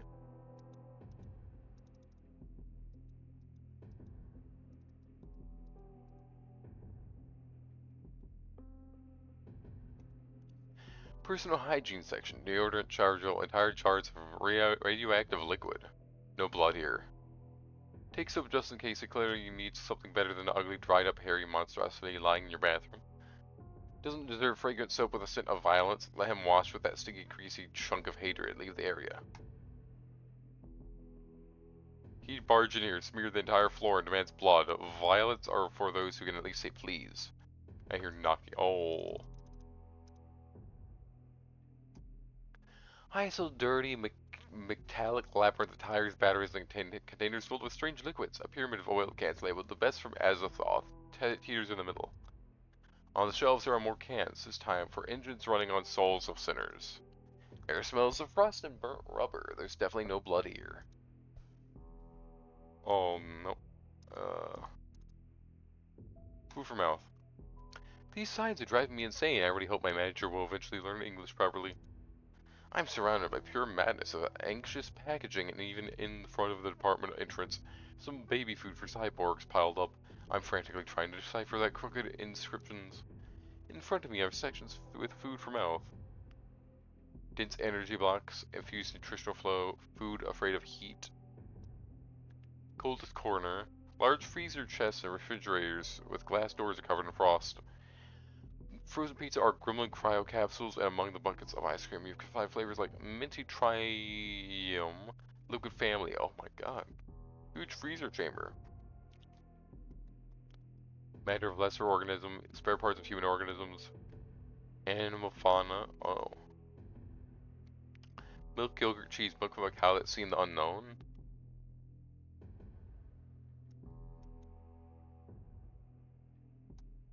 Bingo, there's animal blood here. Oink, oink, oink, delicious fat rat integrity 85%. Running across the floor. Perhaps it's not a good idea to feed him animal blood. Look for another option. This section reeks of formaldehyde and horror. Glass jars filled with the murky liquid sit on the shelves where exhibits float. I try not to think about the containers holding a name tag that reads Kevin. Take blood of human organism Kevin. Taste of unfulfilled dreams and unwarranted expectation.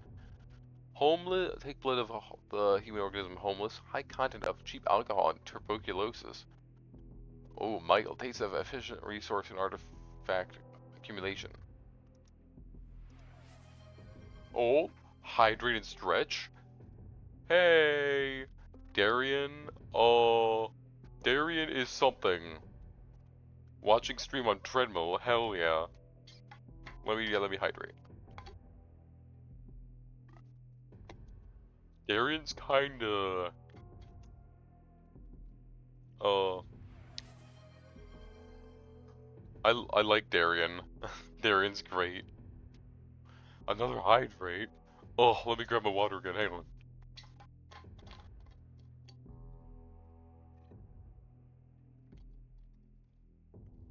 Honestly, considering how hot it is, a shower sounds amazing. Nice cold one. Darian is amazing. Is there a way for him to kill me?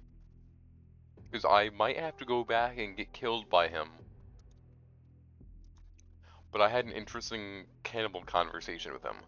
Now I am trying to find the blood for the vampire. I'm assuming these are different ones that I should do. Oh my god, I love the face. I don't even understand why, but this blood looks profoundly sad. It probably tastes sadder than it appears. Lifts his head as I approach. You already? You already? His voice carries genuine surprise and clear relief. Well, good thing you weren't wandering around for half an hour. Bring it here. Having drained the jar with Kevin, he pulls it away from her lips. A strange expression crosses his face. Frowning, he peers at the label.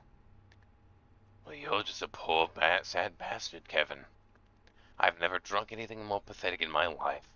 And believe me, I once devoured a low-level office worker. This guy, dreamed his whole life of being useful to someone, but in the end he turned out to be as useful as my snack. So did his dream come true? Ha, looks like it. So I've drunk the blood of a virgin for the first time in my life. Honestly, it tastes worse than the usual stuff. I don't get what all these old-timers are so obsessed with. When the character's so likable, you want to kill them? Hey, hey. Cool that you found human blood. Good job, you're sharp.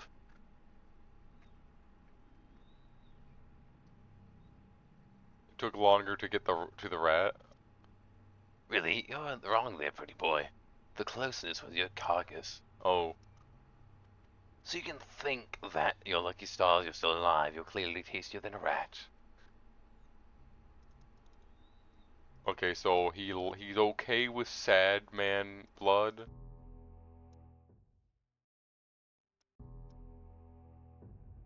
Homeless. Jar seal, but my eyes water from the smell of alcohol. This is what a cool guy in a leather jacket needs. Oh god. You already? Right. Bring it here. He downs the contents in a couple big frantic gulps. The whole liter practically disappears in seconds. Depression Bloody Mary for me, please. A mad grin spreads across his face. I start to worry for a moment he'll smash the jar against his head, or mine. Thankfully, he just whistles, slams it against the table. This is some revitalizing crap. I just drank some damn liquid hangover. Alcohol, amphetamines, cleansing fluid. Damn. It's like the dude has been chugging pure alcohol by the liters for years. He clearly lived his best life. He might have lived longer if he hadn't decided that drinking makes him invulnerable to the cold. He shakes his head sympathetically. I don't know where you got it, but this is the best thing I've ever drunk in my life. Oh. So, one more. So he kinda liked both of those. What about this one? A glowing ruby hue, it looks healthy, full of energy. On top, Champions blood flowed through you. Damn.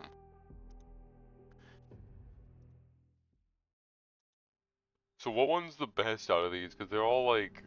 He seems to like the first two already. Well, good thing you went wandering for half an hour and bring it here. Finishes the jar and grimaces. Ugh, for crying out loud, what the hell is this crap? Reads a note on the jar. Michael, well, you were a lucky guy, Michael. Too bad I can't kill him a second time. Tastes like a happy family, a successful career. Oh.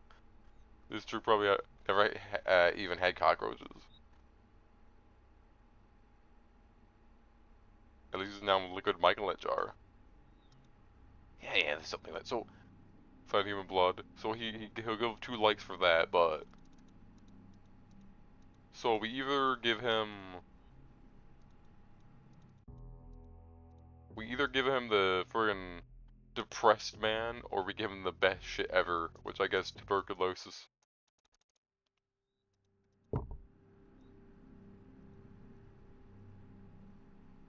That probably doesn't speak well for your life. Chuggles cheerfully. My life is just one big mess. Nothing to be proud of. Nothing to be ashamed of. Just like many others. That doesn't apply to me, right? Nobody has ever praised me like this in my life. I didn't even know what to do, what to think. Cool that you found human blood. Good job. You're sharp. Glad to please you, sir, and glad you no longer want to eat me.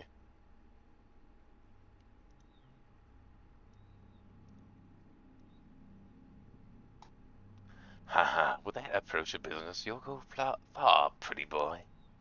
I'm going to wash my dirty face. Don't get bored. Well, he's not here. I have a perfect opportunity to wipe away the bloodstains.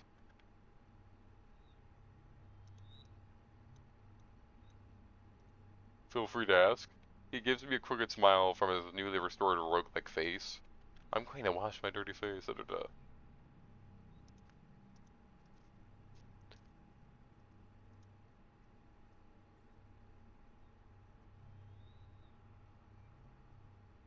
So either way, it goes the rat.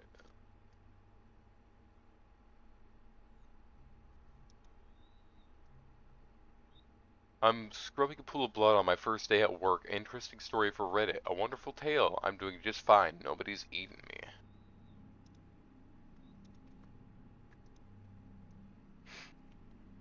He's looking so much fresher with the second half of his face, although his expression still resembles that of a constipated owl.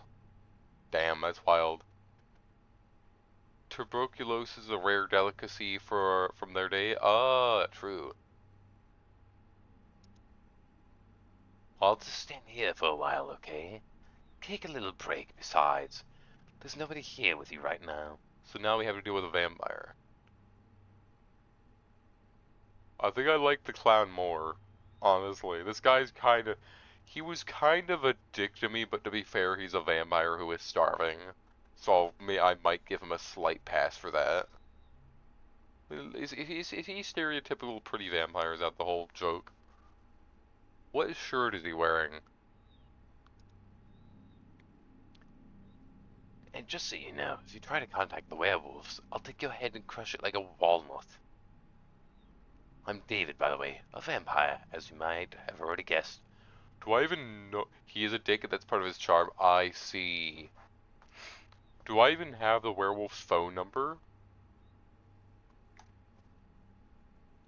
What an incredibly interesting way to start an acquaintance, especially that part of the walnut. Nice to meet you, Akuma. I'm crystal like champagne.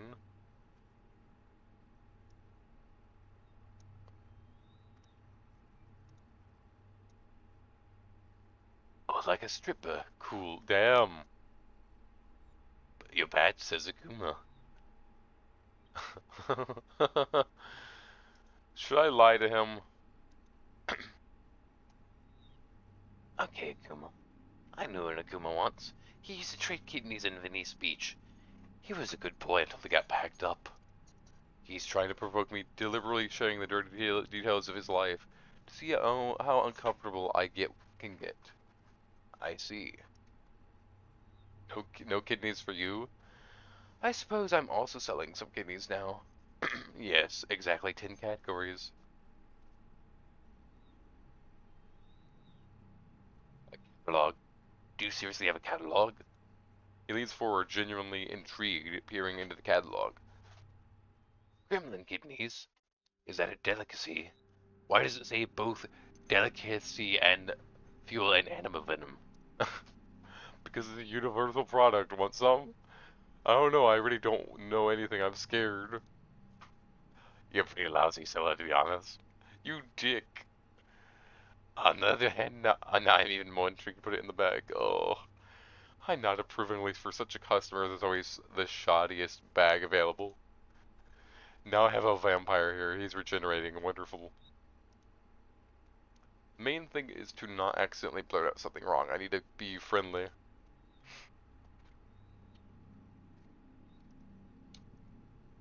I feel like calling him a chupacabra is racist and he's gonna murder me for saying that. Oh, ad break? Okay, okay, ad break. I shall wait.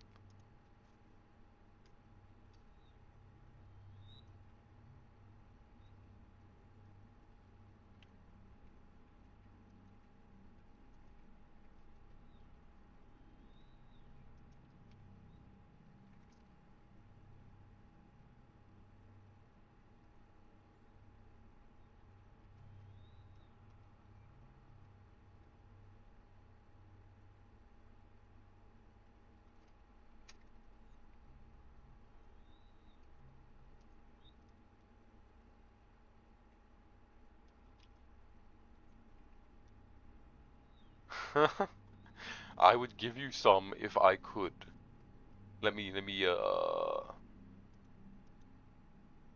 Where's my be right back? There it is. I shall sit here.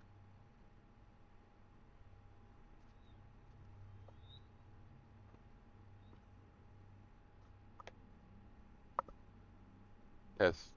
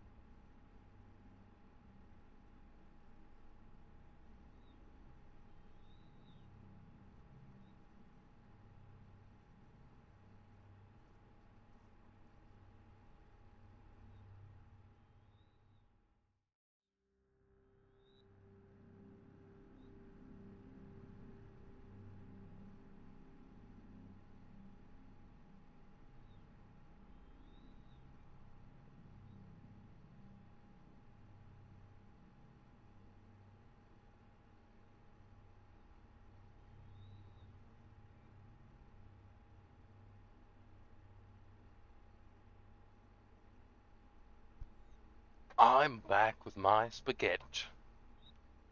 Means I would give you some if I could. It is also very delicious. Slumbering raccoon. A full 9 months. Whatever we name this sub baby. Whatever you want to name it, raccoon. Raccoon, welcome in. You are gonna love this game. Let me get rid of the be right back thing. You came in at the perfect time. I just got back from grabbing some food. I wish I had another tea, but hey. So far, Raccoon, we've dealt with a jester man, and now we're dealing with his vampire.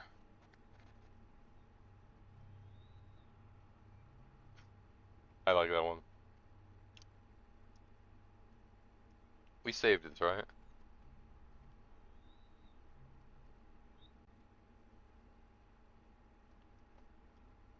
What the hell kind of question's that? What's wrong with you? You seriously don't know the difference between a vampire and a chupacabra? Chupacabras are mindless animals that run up 4 legs, scare farmers in Texas. They eat goats. I don't know. They bark, they stink. I stink too, but that's because it's dirt from the battlefield. There's a difference. He says this with the look of a professor. And they definitely can't talk. Do I have 4 legs, fur, maybe goddamn goat in my teeth? Or did I run in on 4 legs with a goat in my mouth? No. You know why? Because you're not a chupacabra? Right on the money, motherfucker. I'm not a chupacabra. Raccoon is one of the few people who told me about it. I've been told about the freak circus by 3 separate people. I've been told by like 3 separate people about the freak circus. One of them was Raccoon. One of them, I believe, was my friend Silver, and I'm trying to remember who else told me about the Freak Circus. I think Manic told me about the Freak Circus as well. Yeah, because it was Raccoon. It was my friend Silver who got into it, and it was Manic, and then Manic got me into the other ones. Yeah. What bothers him the most is that Chupacabra is small. He clearly wants to be a big and cool creature.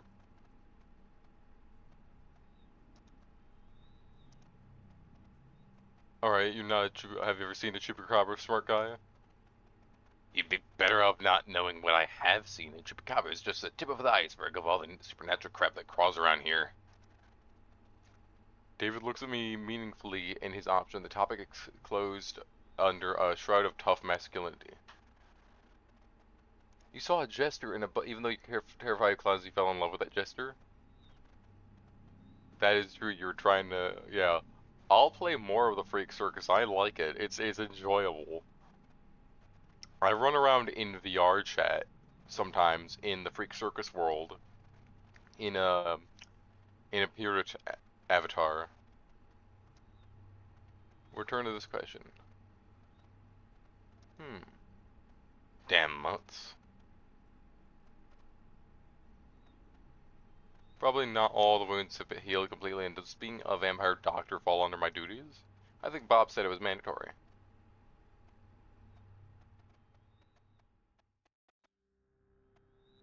Damn. I'm gonna save this here, and I'm gonna go back.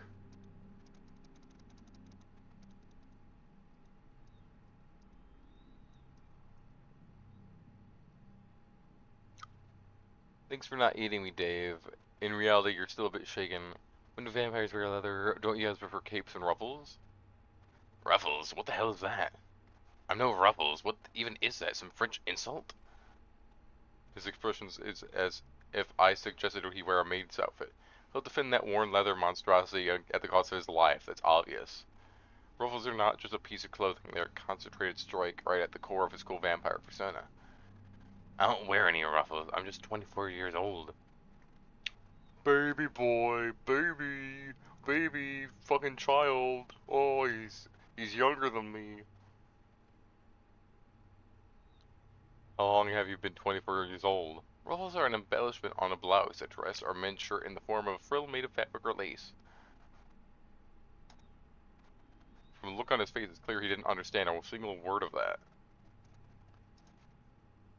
Ruffles are like a lace bib for adults? I wonder what grade did he drop out of school? Not quite. You do realize I didn't come here to listen to a lecture of fashion from the time of King Arthur, right? Or whoever invented the ruffle. I barely managed to stop myself from going on about how it wasn't King Arthur who invented ruffles. Right, right. So everything goes back to the bite. How long have you been 24? Very fucking funny. It's been like 24 years. In all these 24 years, I haven't worn any ruffles. I'm not going to ever. When you think about it, if vampires don't age, does it really count if they're young or old? You know what? That's a fair point. That is true. I feel like it is at least appearance-wise. The bite of 87! The point of 87! Oh. I think if I ever edit my VODs, what I'd like to do is I'd probably zoom in on this area where the game actually is, and then I'd put my face up in the corner like Markiplier. No, this is off topic. We have good news. AJ confirmed he's coming over and staying with me. Hell yeah, get that, raccoon. I will draw loving fan art of you and AJ now. I will. What did AJ want to be drawn as again? I told him I'd draw him as a possum.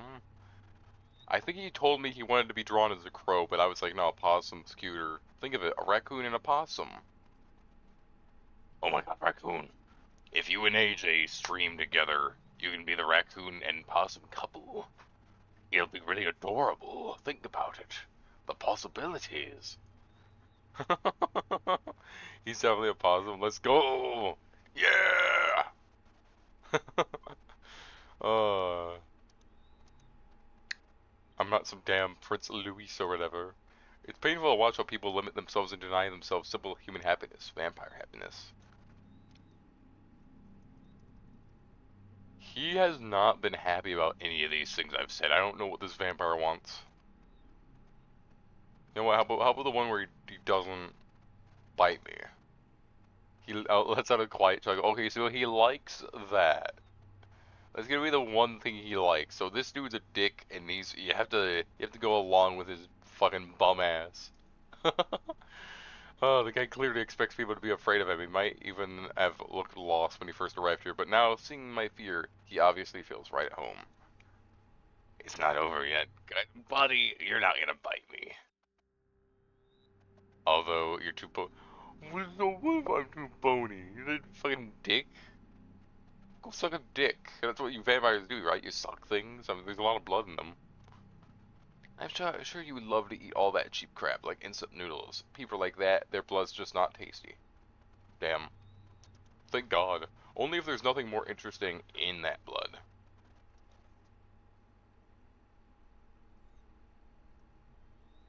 So you don't like glutamate and cholesterol? They're the tastiest things in the world. So, sir, let's get one thing straight. I'm not food, and I'm not for sale. So, alcohol affects vampires too, and other things? Hmm.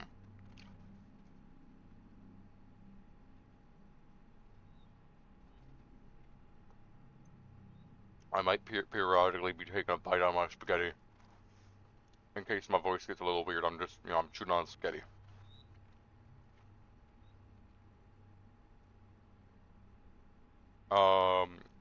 Does alcohol affect you guys?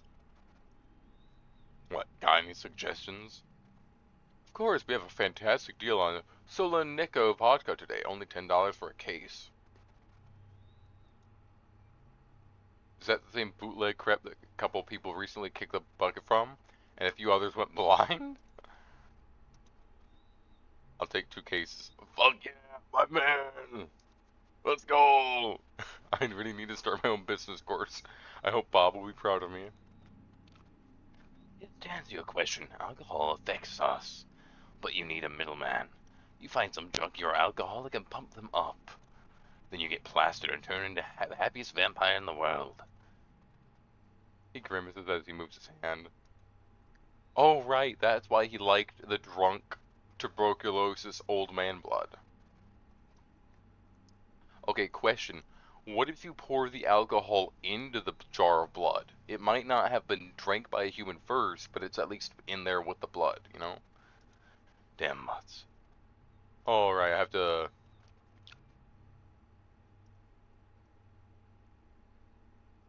I don't want to help you, but my employment contract requires me to treat the creatures that come in here. He let out a dry chuckle. Wow, what honesty. What if the creature doesn't want your treatment, Dr. Cox? It's just a couple of scratches And a little piece of ass that will grow back on its own. Damn, this man lost his ass. He let a werewolf manhandle that cheek. Wait, is it a little piece of ass? So okay, so he did lose his ass to a werewolf. Damn, that werewolf's grip must be strong. If you don't let yourself be treated, my boss will lock us both in a dimension of horror where we'll be cleaning toilets with a fork for 2,000 years. Wait, not the ass? What do you mean not the ass? Did I read that wrong? It's just a couple of scratches and a little piece of ass that will grow back. When eating cake actually gets eaten, damn. I see you're afraid of doctors, huh? Such a tough guy, yet getting scared of getting treated. Con Consularity. You mentioned werewolves. It's probably not just a scratch. Let me try to help you, okay? Clean the toilets with a fork. Really? And how am I supposed to clean with a fork? And why such a ridiculous amount of time? Is there that much cosmic crap in there? His voice carries a clear mockery. He's about to say something even more sarcastic when suddenly... Bob has returned to his counts. The sounds he makes still fill my soul with dread. Probably not just mine. Finally, the forks and toilets break through the last layer of his defense. Alright, I've spent my whole life in complete crap. I don't want to spend the next 2 millennia there too. Damn you, go ahead. Get out your band-aids with Dr. Chocula or whoever you're selling.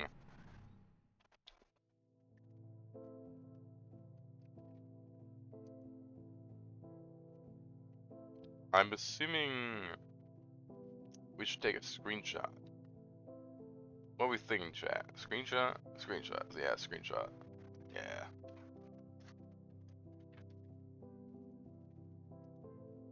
Screenshot it is.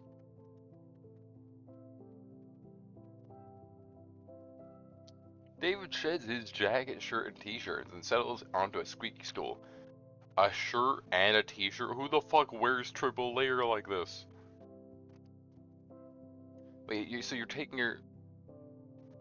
wouldn't a t-shirt... I, I don't know. Whatever. Settles into a squeaky stool next to this counter. He's about to face a serial trial. Staying in a vulnerable position for a few minutes, for some reason, cruel fate hasn't made him claw-proof. He certainly looks like he was just thrown in a blender.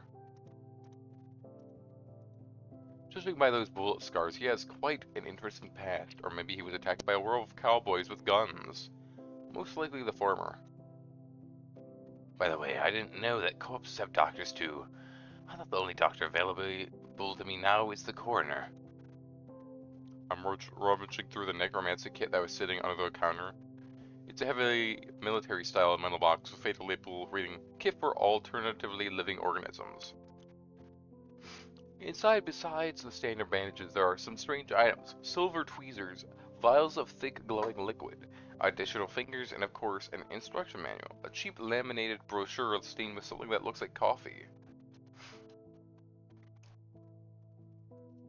You saw the pictures and can say that he's weirdly not your type? Really? This guy? Oh, okay,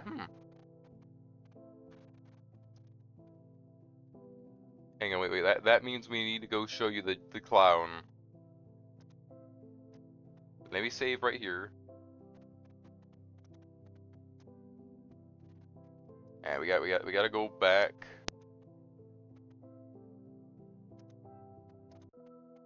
What do you think about him?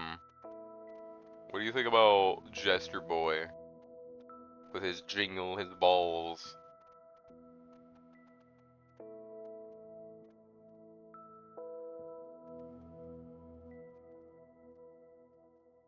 Boop, boop, boop, boop, boop. fuck? He's your type. Hell yeah, let's go. The Jester for another win. And hang on, that means I need to show you the. Let me go to load. Where was it?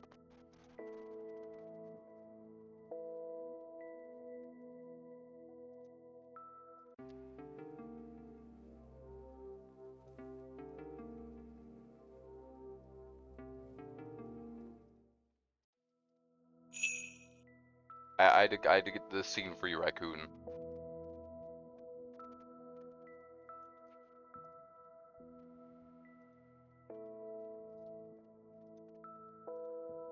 There you go. There you go, Raccoon. Definitely definitely a smash.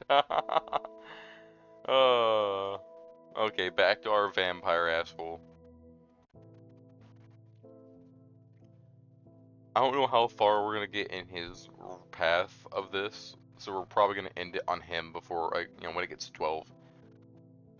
In the instructions, the first point states, determine whether you are dealing with a zombie. Ask your alternatively living subject if they ever wanted to eat someone's brain. You clearing out not a zombie. Move to the next point. I'm gonna do that though. What subject? Fuck. I'm not. Not a subject.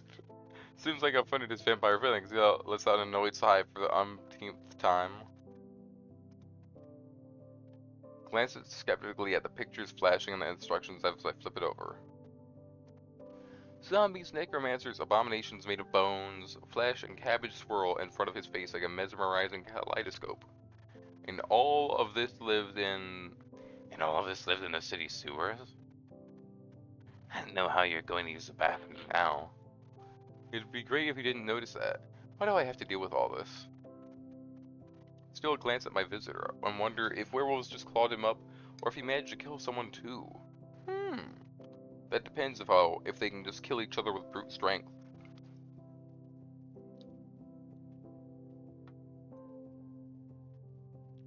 Like some versions of werewolf stories have them be immortal. Like the original Wolfman is immortal. He's been blown up before and frozen and other stuff like that in the old Wolfman movies. Even burned. The whole thing is just that silver's the one weakness, so werewolves are technically really strong. Unless you have silver. Then it's like, oh, okay, just silver beats them. My instincts, something out of the Stone Age, suggest he could have. This guy has a killer's gaze. You see someone like him in an alley, your hand automatically reaches for your wallet and phone. I lower my eyes. Next point. Let's establish the nature of the injuries. What kind of wounds could werewolves leave? Lacerations, claws, teeth, saliva, possibly contagious. Psychological, tell me about your tragic past, as it says in the handbook. Oh my god. I don't want to do the tragic thing. I'll go back and do these random things later. I'll pick one set of stuff to go through unless I see something funny.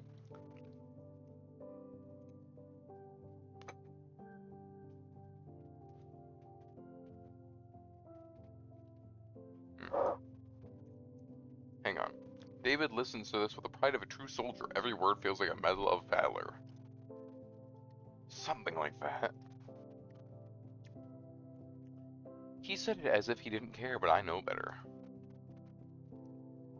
Stroke his ego. Add at the end. Wounds from a real rabid beast, buddy. You really need to stop with these fights. They won't lead to anything good. Stop medical discussions and move on to the next point. Wounds from a real rabid beast, buddy. I'm dying of laughter.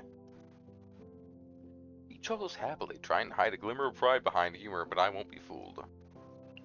David's no longer just a wounded sucker, he's a true gladiator, having survived a battle with rabid beasts. Absolutely epic. I read through what medication I need to grab for the regenerating extract for alternatively living life forms. Now all that's left is to apply the stuff. I dip my fingers in the jar and... Suddenly grabs my hand.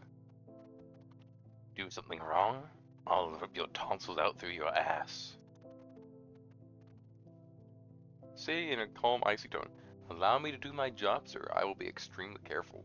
If you touch me, my boss will rip your soul out through your ass. You know you have this fantastic talent for coming up with threats. You should write scripts for action movies. No way, I'm a pathetic, miserable, harmless cashier.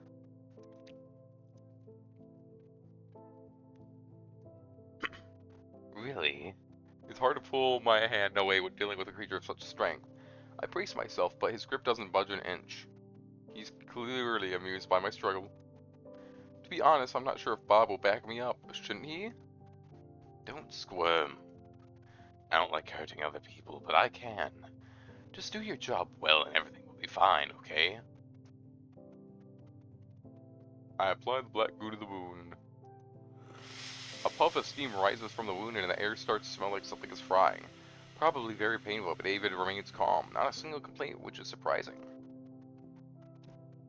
I hope it's not from your squid manager. Well, we all hope for that, buddy. Pour a little more goo on him, restore some justice.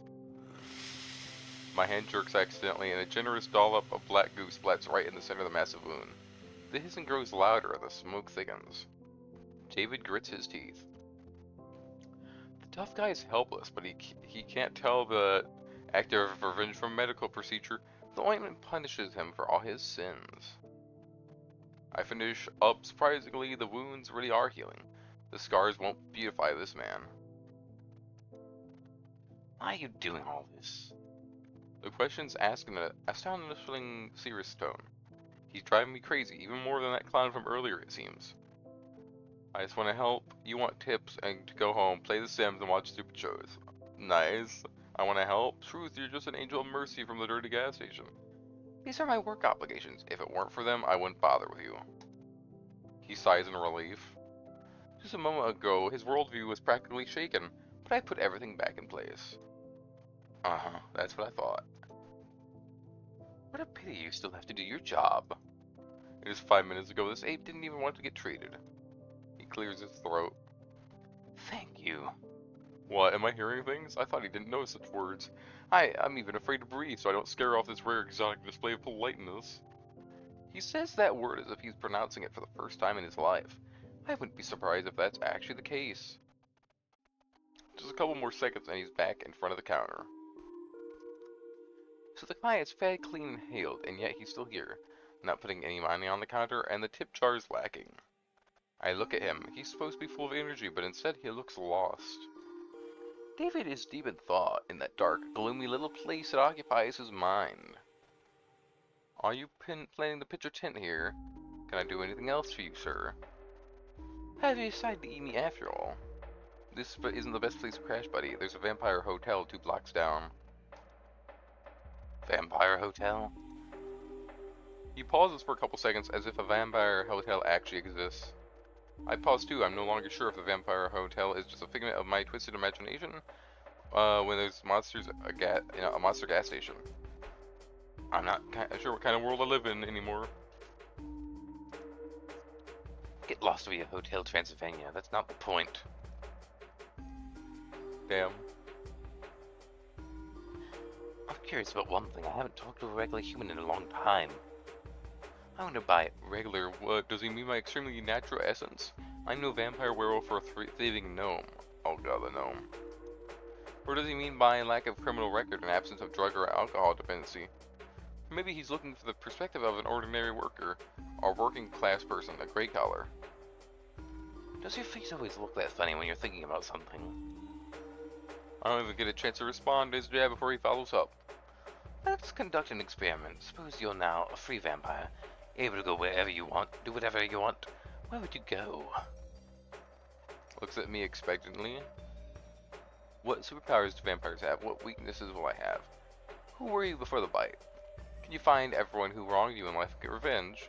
Other things depend on who exactly turned me into a vampire. Who vamped you? He doesn't answer right away, just furrows his brow. Several long minutes pass in silence. Some old stinging jerk.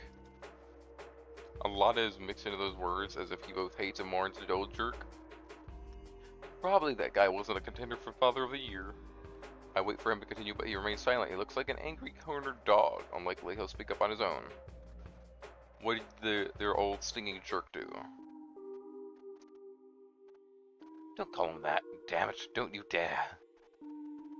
Oh. I mean, yeah, call him whatever you want, okay, including an old stinking jerk. Oh no. So what did he do? That jerk suffered from power seizures. That's all there is to say about him. No amount of booze could erase what damn villain did in my memory. I suppose all old vampires are like that. It seems he won't tell me more about his vampire dad. He looked at me expectantly. What superpowers do vampires have? A whole lot. We're practically a superhero league. I'm sure it never crossed your mind that in reality, bloodsuckers could be way scarier. Way scarier than in sappy movies for girls. Looks like you watched Twilight. Interesting.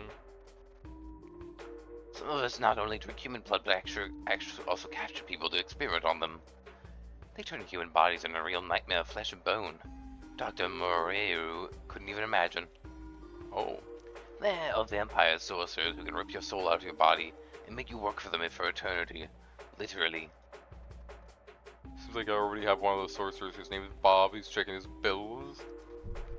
There he is. I wonder what his there he is. I wonder what his inner strength took David not to flinch. Oh. There are those who can make your head explode, literally, just with a glance. Not all of us are such wicked bastards. We don't even have to kill a person to eat, just drink a little. Instead of gorging yourself like a pig like at the trough. But some don't care, they just drain all the blood and splash it everywhere. The forensics team's baffled why the person turned into a sprinkler before dying. He seems to enjoy talking about how cool vampires are. Oh, I forgot. Raccoon hasn't seen Bob yet. Raccoon, you need to meet the boss. I think he does it come out after this conversation. I hope it does. Which of these do you have? The vampires open beer cans with their mind. Which do you have? I've got a decent list of what I can do. I'm not complaining. Imagine it, you never get tired. You can party all night long. Fuck all night long. Ayo. You're stronger than 10 thugs combined. Well, except for the 10 werewolf thugs. That might take some effort. If you want to shrink down and fly somewhere, you can turn into a tiny bat. Your reflexes become 100 times sharper. You feel everything. You see everything. You can hear a rat piss a block away. I want to hear what rats are up to. Oh lord, Kuma, that's just an idiom. You can ignore it if you want. All vampires would go insane if that was true. Do I look like a madman? Oh. Lately, I declined to decide to stay silent. He continues. And finally, you can make people do anything you want. Absolutely anything. Are you sure that last one is due to your vampirism or not just because they're scared you'll beat them up? He lets a sharp, raspy laugh. You're right. Most law-abiding citizens avoid me by 100 miles. It's a working strategy in most cases. Sometimes you need a subtle approach, you know? The very subtle from this guy sounds almost comical. It's one thing to scare someone shitless. They give in just to avoid being harmed. It's another when they act with full confidence it's what they want. They don't even realize they're a vampire pawn now. Yes, I think I get it. I pull that trigger on me too. Oh. David smiles, but this time the smile is strained. These are words of someone stuck in a web of artificial connections and ass-related threats. Fear and supernatural compulsion aren't the best foundations for strong friendship. David, you're a creature stuck in a web of artificial connections and ass-related threats. Your whole life is based on lies. I could chant friends for myself, wonderful, or make someone give me their wallet. He lets out a quiet chuckle. Not exactly friends, more like underlings. You can hatch all sort of cunning plans with human politicians. Oh well, they'll pay no rent. Last part sounds like music to my ears. He seems to enjoy talking about how cool vampires are. Can they open beer cans with their minds? Oh, they sure can, but they can't drink beer afterwards. Head pat, thank you for the head pat. This is the third head pat I've got on this stream. Good lord, you guys love getting the head pats. Do I need to move it over slightly to my head more? Get love, nerd. Thank you, Ninx. Hydrate, fine. Fine, I'll hydrate myself.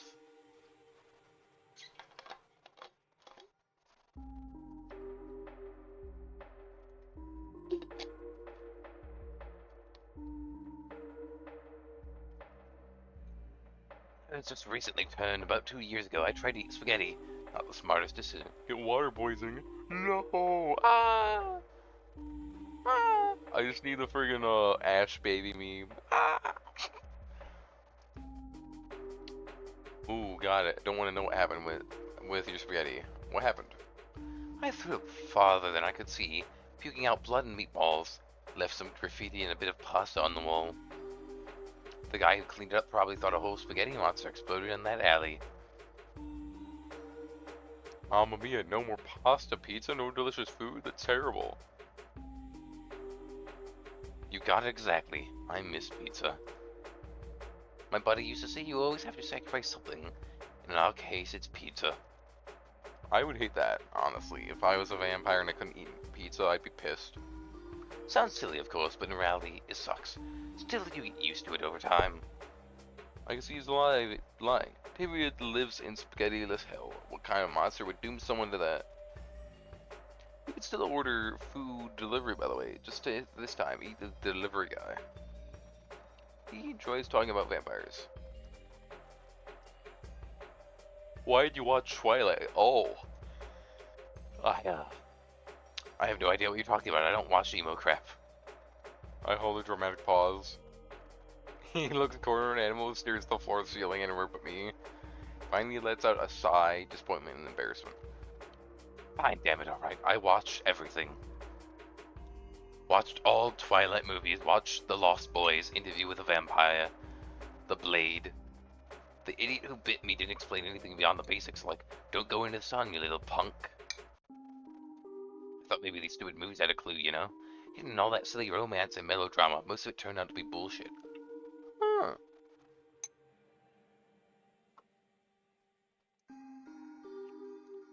I read legends, searched for info online. As you can imagine, all supernatural beings try not to give themselves away, but sometimes you still stumble upon bits and pieces. Or crazies, one or another. My favorite, by the way, was From Dusk Till Dawn. Too bad vampires don't explode in real life. You still haven't told me if you sparkled like Edward Cullen in the sun. He takes a deep, ragged breath. No, we don't sparkle. Want to know what happens if I step into the sun? I catch fire in the sun, as if someone poured gasoline on me and lit a match. Do you know what that smells like? Like fried chicken. It's nasty, excruciating, final death, very brutal. Hot men.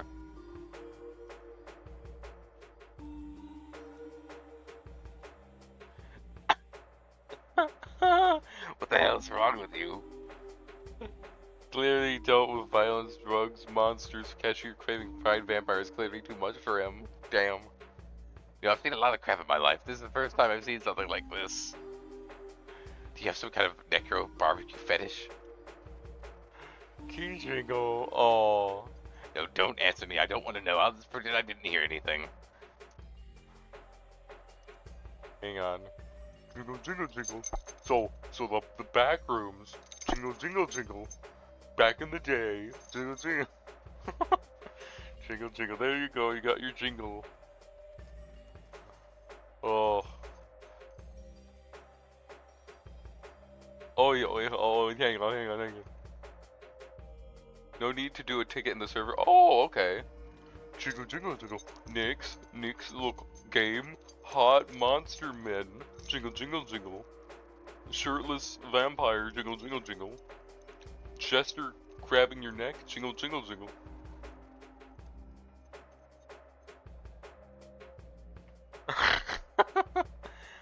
Jingle for FNAF. Okay, hang on. Let me get jingle, jingle FNAF. So back in the day, the bite of '87. Jingle, jingle, jingle. Fredbear's Family Diner. Jingle, jingle. There you go. I've given you guys triple the jingle. Yes, clip it. Clip whatever you want in the stream as well. When the stream's over, go back and clip funny stuff. It is always appreciated. What weaknesses will I have? Also, let me check that Discord. I didn't need to be signed in.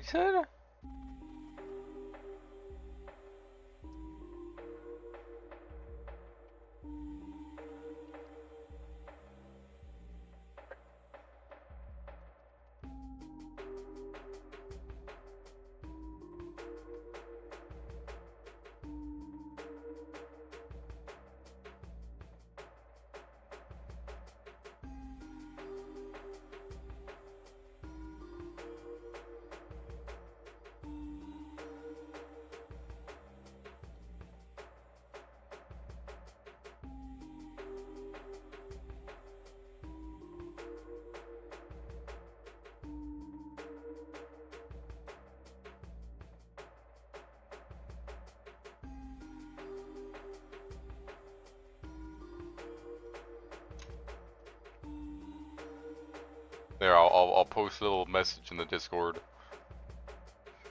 Well, no more tanning, no reflection in mirrors. If you're ugly before, it's actually a bonus, right? You can enter without invitation. Oh, garlic doesn't scare you either. Would I ever get waterboarded? I would hope not. I would prefer not to be waterboarded. I would not willingly get waterboarded. Why do you ask? I am worried. What are you planning?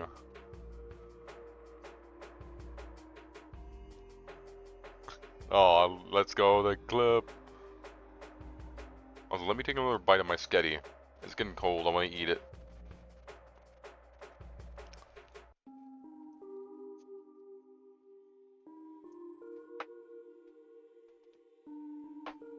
There you go. It's a dream of yours to do it. Do it to someone, damn. I would not willingly let it happen. AJ isn't willing to let it happen to him. Okay, okay. Raccoon, here's the plan. We find a criminal, we kidnap them, you get to waterboard said criminal, and I get the bones and the brain and the heart. How about that?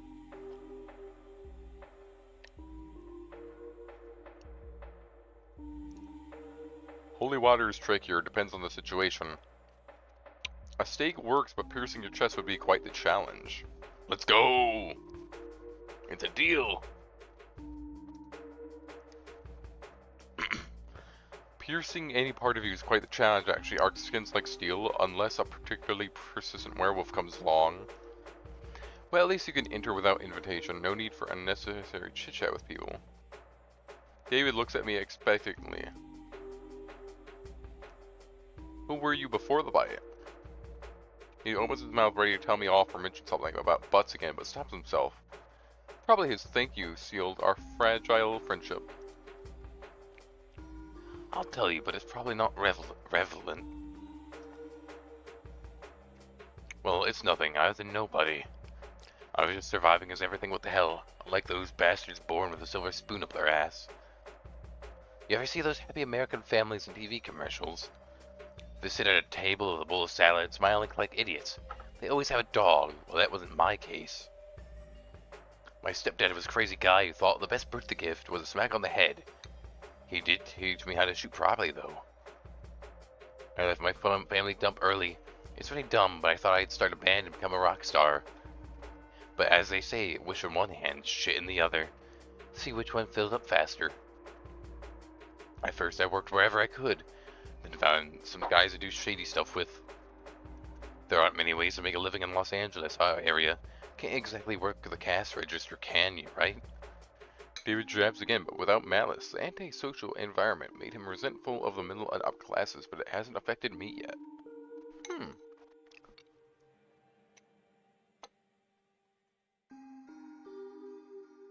I wonder why. Working the cash register isn't so bad. Working the cash register isn't so bad. It would be even better without customers like you. Being a gangster would be cool. Gangster shit things riding motorcycle. He lets out a quiet chuckle. Come on, life isn't as fun as it is on TV shows. Mostly we just sow diluted crap to junkies and solve problems. Sometimes no person, no problem, you know. I prefer the part about motorcycles. That's it, that's the whole story. What about you? Oh god, this is my chance to make something cool. Or just tell it like it is. Single parent family, an art degree, and no dog. Damn. Criminal 2, best sniper in my gang, now hiding under a fake name in another city-state. Single parent family, and an art degree, no dog. Listen to how I ended up in this dump about my job search and everything else. Didn't sell drugs at Alley, but it seems we still find some common ground. Got it, you're not in your element. He truly understands. Neither he nor I wanted to end up where we are. Neither of us knows what to do next.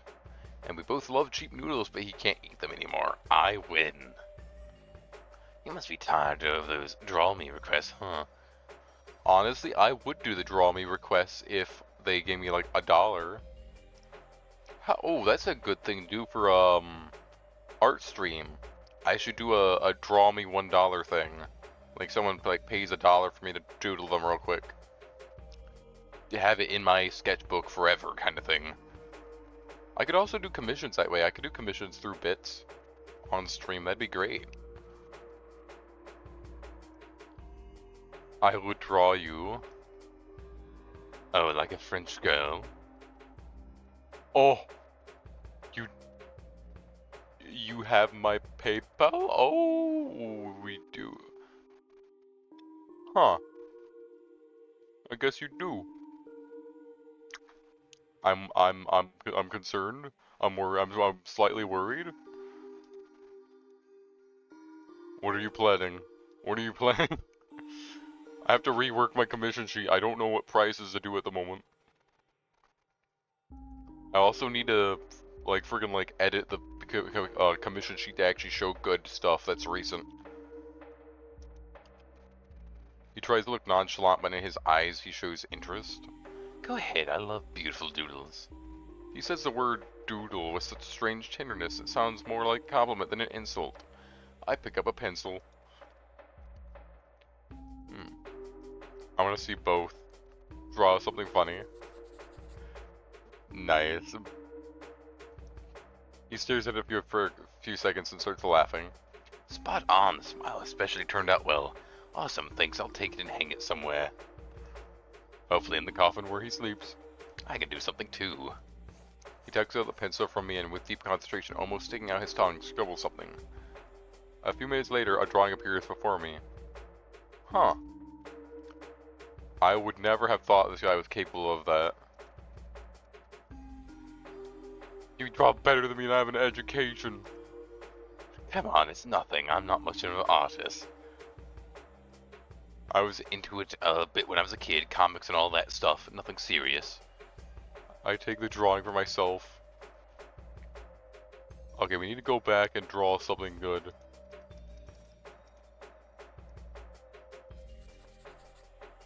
Damn. Wow, what a face. I almost forgot what I look like. Bags under my eyes, just like a junkie. Silence hangs in the air while David examines the drawing. He clearly doesn't know how to react to this unexpected little act of normalcy. Looks cool. The last words are spoken in a barely audible, almost reverent whisper, unlike anything I've ever heard from him before. Two simple words, said with all the sincerity this guy can muster. I can do something too. Right, he draws us, I'm assuming? Mine's cooler. No doubt, Picasso, damn. Once my comm sheet's ready, I will send you... Okay, I will work on it. The main thing is, like, I need to, like... I want to make it pretty. I want to make it look good. It was one of those difficult things of how do I make sure it looks pretty and nice for stuff. He even knows the names of famous artists. He's definitely hiding something. I was into it a bit when I was a kid. Alright, right, where were we? He looks expectantly. You find everyone who wronged you in the life and get revenge. Yeah, a lot of people think about that first. But it's a bad idea to leave a trail of bodies of people you were somehow connected to. And your head quickly fills with other things like, well, the fact you're dead, and it's forever. After you've been turned, you didn't find everyone who bullied you in school and beat them up? I usually beat them up right at school. Alright. You might think I was some kind of bully constantly pulling pranks, but I was actually quiet in class. Just messing around at the back of class like an invisible man. Those them jerks started picking on me once I smashed a globe over a guy's head because he mocked my sneakers. As if wearing clothes from Walmart made me worse than them. Good thing we didn't have globes here. Oh, good thing, yeah. He looks at me. I'm ready to tell you my decision. Excellent. When suddenly, we hear a wolf howling. Uh-oh. He turns into a fucking bat.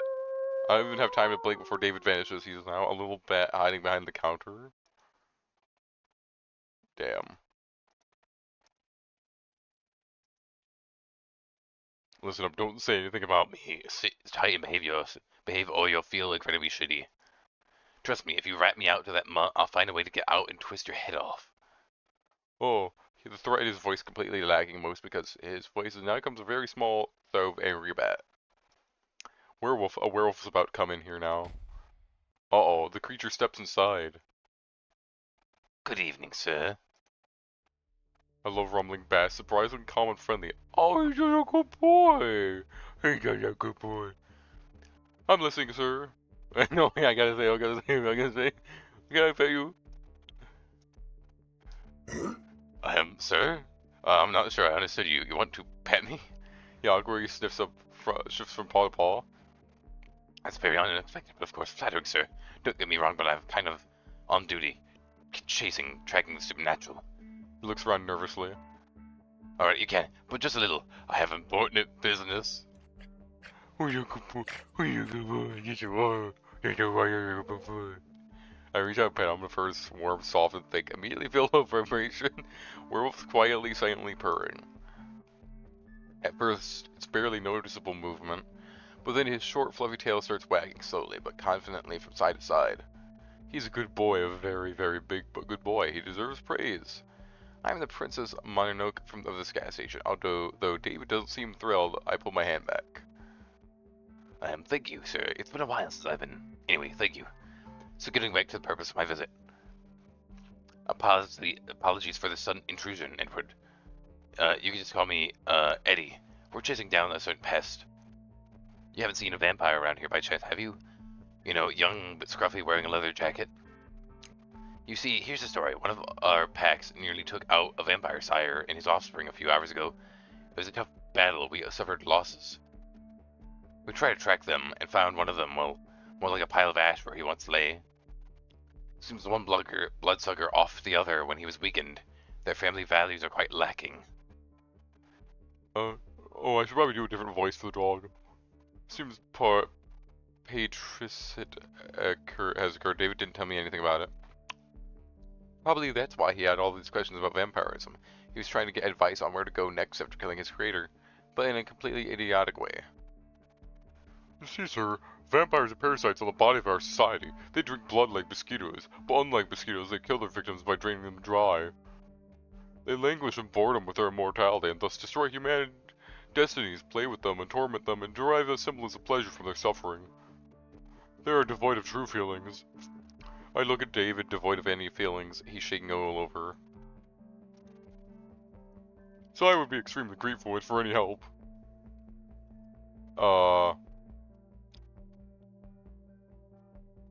Blackmail David. Grab David and hand him over to the werewolf. Uh-oh.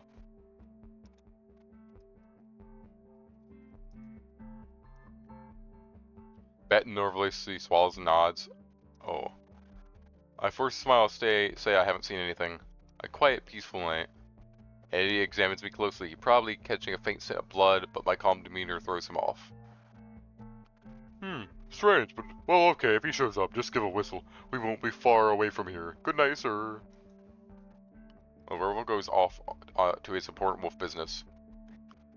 David crawls out of his hiding spot. He throws a few bills in the jar. Here's your damn money. Choke on this. I can make a joke there, but I'm not gonna. He leaves without saying goodbye. I can't tell if he's mad because immortals swindle him like a sucker or because I saw him in a moment of weakness. Will his fragile ego survive this blow? Maybe I'll find out. Either way, there's one less vampire at the gas station. Another satisfied customer. I survived another visitor. Seems I'm starting to get used to this job. Wiping off the sticky residue, hoping it was just spilled soda from the counter, I suddenly hear the crunch of gravel outside. Hooves? This is definitely not another vampire. It is almost 12. I do not have time for man showing his titties. The stranger leans against the counter, trying to look casual, but the way his tail twitches betrays his nervous tension. I'll do part of this. We're gonna have to end it anyways. I'm curious on the thing if we hand the vampire over. Then I'm trying to think what other endings we had. So let's see. We had the jester. We then had the vampire. Then werewolf pops up. But now we have a succubus, I'm assuming. Or incubus? Yeah, incubus. Hi. He clears his throat. Hello, pretty boy. My name is Victor. Aren't your parents pirates by any chance? I haven't seen the endings yet. That's true. I haven't. Friend him, waiting for him to finally say what he's going to buy. No, sir, my parents aren't pirates. Aren't your parents farmers by any chance? You mean, are they rich pirates who could pay a ransom for me if you kidnap me? Please, sir, don't. Oh God, no, no. Oh, his voice cracks, stop jumping up an octave. No, sir, not at all. I was trying to flirt. Damn.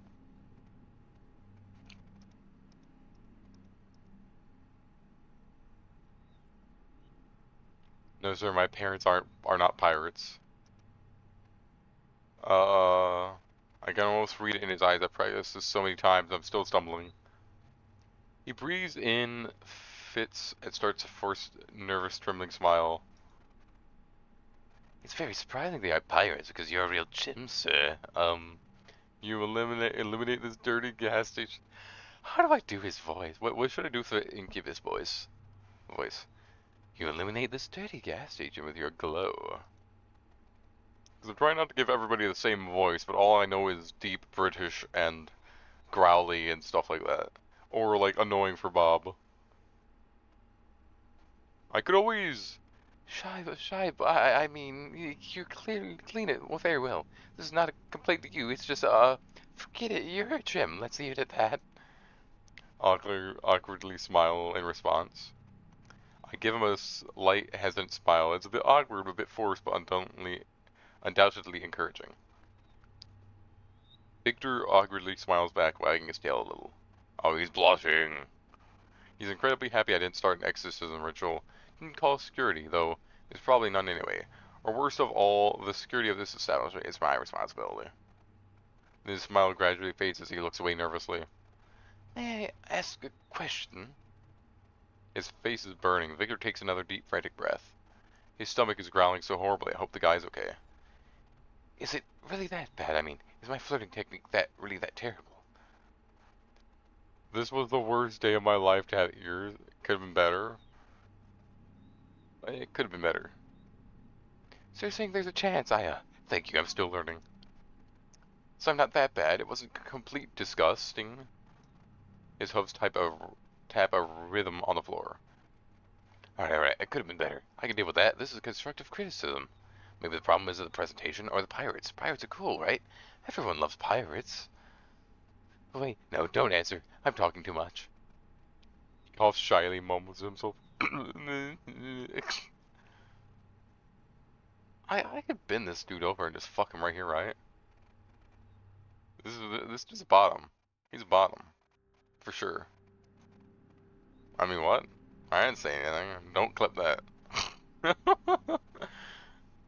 He shifts his gaze back to me. Actually, sir, I'm here to acquire. He doesn't get to finish. We have a visitor. She stands next to the counter, clicking her mandibles impatiently. 2 packs of brat piss, a pack of screamy cheese, and a bag of fairy fingers, darling. By the way, your gas attendant is a real sweetheart. It's frightening to imagine that what my invisible colleague looks like. He hasn't either even bothered. Oh wait, your gas attendant is really a real sweetheart. Oh, frightening to imagine what my invisible colleague looks like. Hasn't even bothered to say hello. And hurry up, I need to rush. I have a lot of work waiting for me today. Oh, what does she want? Brabsy cheese fairy finger. I'm starting to pack the order at the same time. This incubus awkwardly tries to hit on the lady, and I thought we had something special. Apparently, the failed Casanova decided to try his luck on a new victim. Why, you see, I'm so busy and cool, ma'am, and you must have a very wonderful job. She starts clicking her mandibles energetically, producing a buzzy sound that vaguely resembles laughter. Wonderful, oh yes, wonderful. Wonderful for those who don't like to eat. Sleepers see their children grow. Really the best job in all 9 worlds, speaking of children. Victor barely recovers from her sarcasm when the lady immediately pulls a wallet out of her bag and unfolds it. Oh my god. Over and over again. Oh!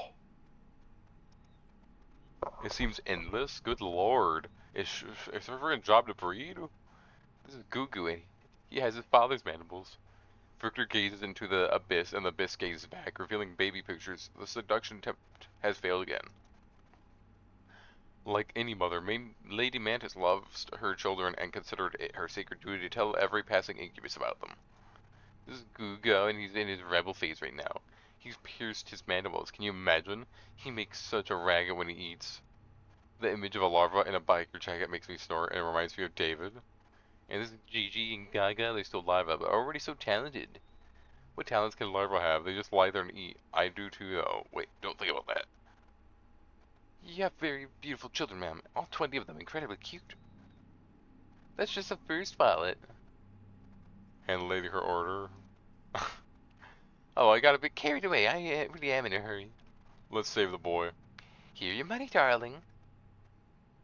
Victor watches her disappear into the night, then turns to me with a grateful look.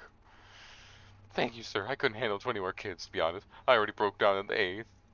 I thought looking after a cat was hard. Lady left a very little in tips. Probably all her money went to her children. Victor suddenly remembers he came here to buy something, however. My visitors rarely recall that. I need a book.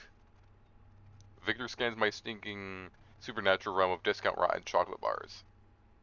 It's a guide for, well, you know, succubus and incubi. I can't remember what it's called, but I definitely heard something about it.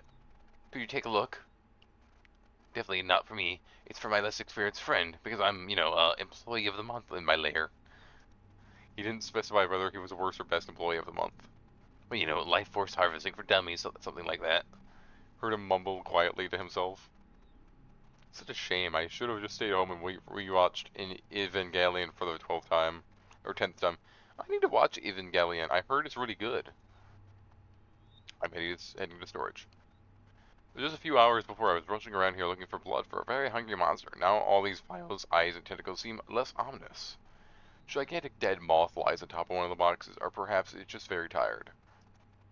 Mothman? No, they killed my boy Mothman! I'm rummaging through books section deep between baboon metaphysics and limits of patience of your dead servant. I find the desired volume. I come back from the storage room holding this forbidden mind-bending treatise titled Everything You Wanted to Know About Demons, and Everything You Didn't Want to Know About Them. Huh.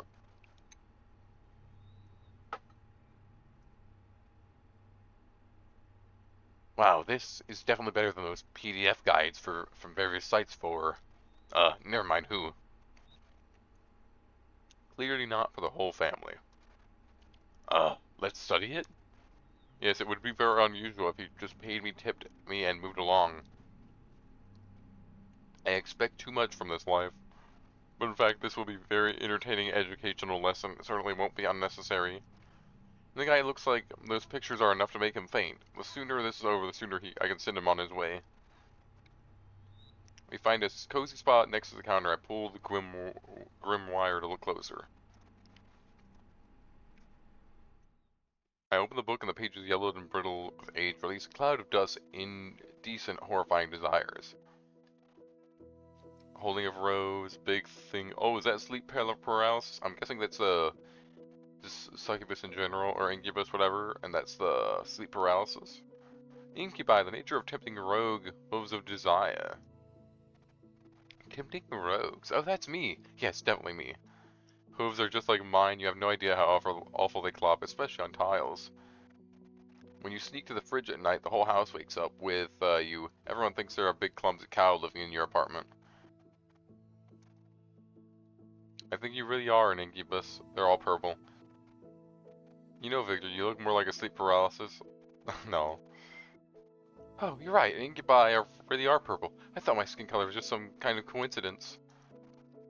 You know, like when you create a character in the video game and just spin the color wheel until you stumble upon something weird. He gives me a cautious look as if not entirely sure about the coolness of his purple hue. Purple's a lame color. I hate eggplants. I love the color purple. Too bad I'm not purple. I know what you mean. When I was created, someone also spun me the wheel. By the way, I was created in Spore. Damn. His face immediately brightens with a smile. Yeah, well, I think it's pretty cool too. It's nice to know you like my, what's it called, demonic phenotype? Uh-huh. Victor turns his attention back to the book and runs his clawed finger down the lines. I see.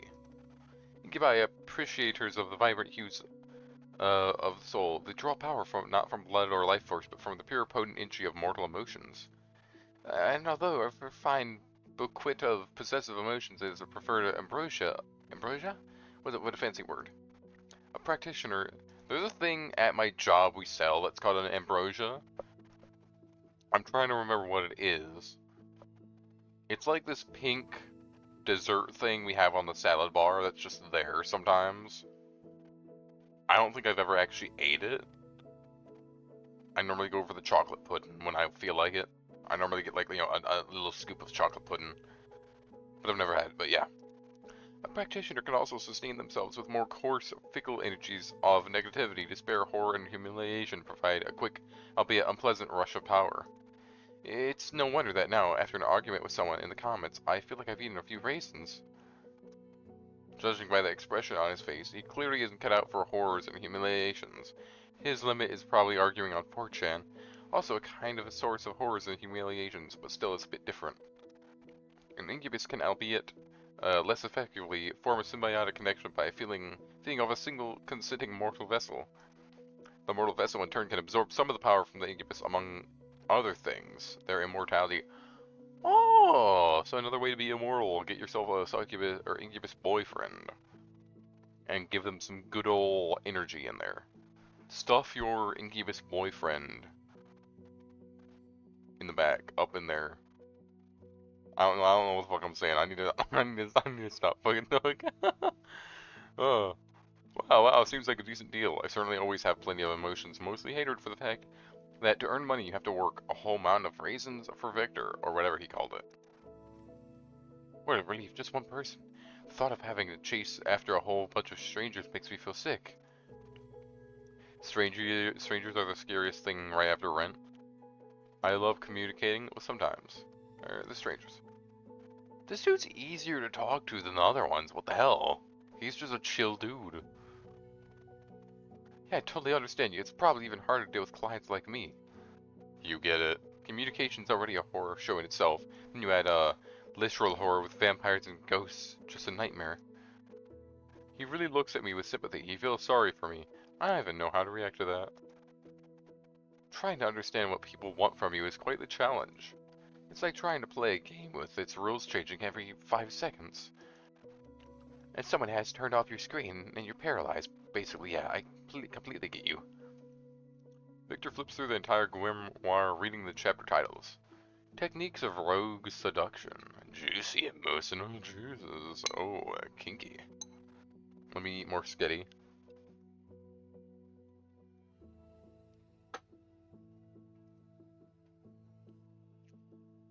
Using lavishes, what? Laviscous energies for thaumaturgical purposes? I don't even want to know. The vicious? Ah, I see. I just want to not starve without energy, and maybe pay my rent. I don't need to be the lusty cousin of Doctor Strange. I love all the references they have here, that's great. His finger finally taps at a random chapter title somewhere in the middle. Love letters. It seems completely and irrevocably outdated, especially that part about carrier pigeon colors. Love letters? Who writes love letters anymore? This should apply to text messages now, right? This, is a good start. Let's work on this before moving to a more complex seduction method. He pulls out a pin from somewhere, a cheap ballpoint with a little anime cat charm on the end. I hand him a grease-stained napkin, like everything in this rotten place. The book stays to convey aching adoration and hint of forbidden desire. Victor starts scribbling something on the napkin. Maybe something like, no, no, no, oh, oh, get it out of there, get away. No, Victor, try again, please. Yeah, I guess this really isn't the most aching thing in the world. What the fuck is that? No, it's the fucking dude face. You take a less greasy napkin from me and starts drawing again. What about this? Marry me? Yes or yes.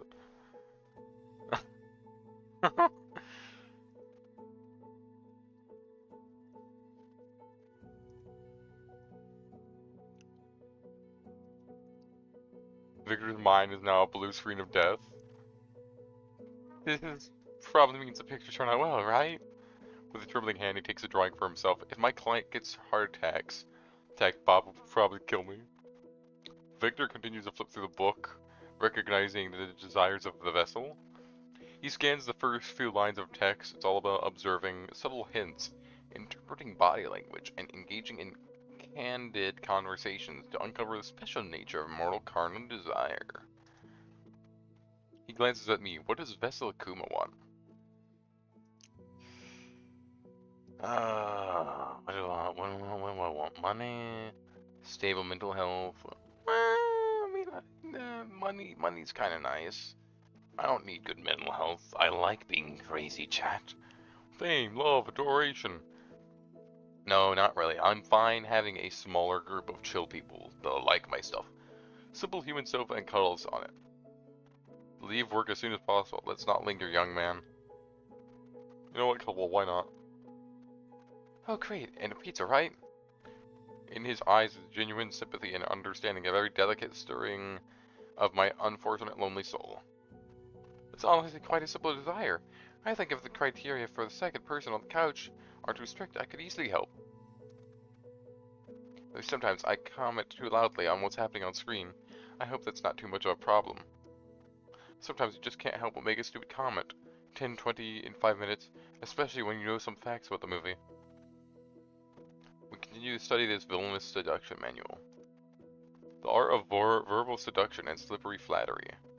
Smash. To his surprise, Victor finds no mention of the fact that pirate compliments work on living people. We examine the first paragraph where words are labeled as keys to the treasure chest of the heart, and flattery is described as powerful aphrodisiac for the ego. It's also all very dramatic, but the main idea is quite simple. Say nice things, don't say unpleasant things. This is definitely outdated as hell. If I tell someone that his eyes are double gateways to the Champs Elysees, I'm definitely getting sprayed with pepper. And it's, good lord, when I kiss you, I tremble like a paralyzed beggar. How is that even supposed to work? No, that's too much even for me. Victor clears his throat. His gaze slides over to me, trying to latch onto something particularly attractive about my appearance. You have a very elegant ear shape. Gee, thanks. I mean, I would have taken a comment about my eyes or something.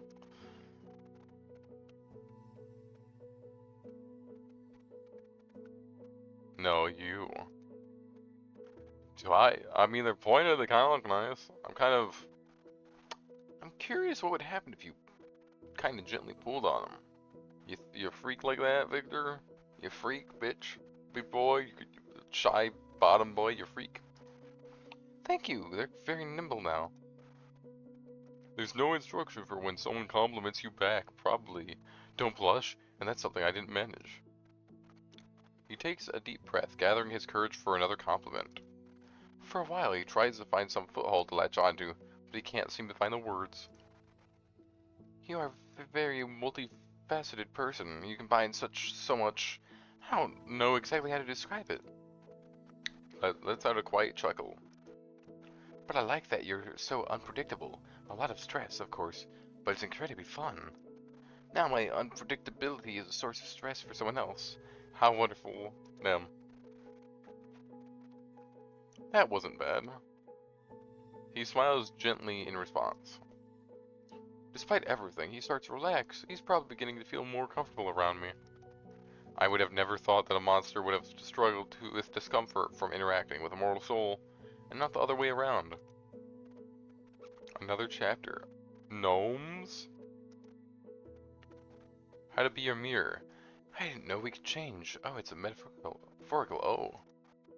The text describes the principle of mirroring, subtly borrowing mannerisms, speech patterns, even expressed opinions of the victim to create a sense of closeness and understanding. Ah, like the same thing. The past of release resistance to gaining mortal attachment.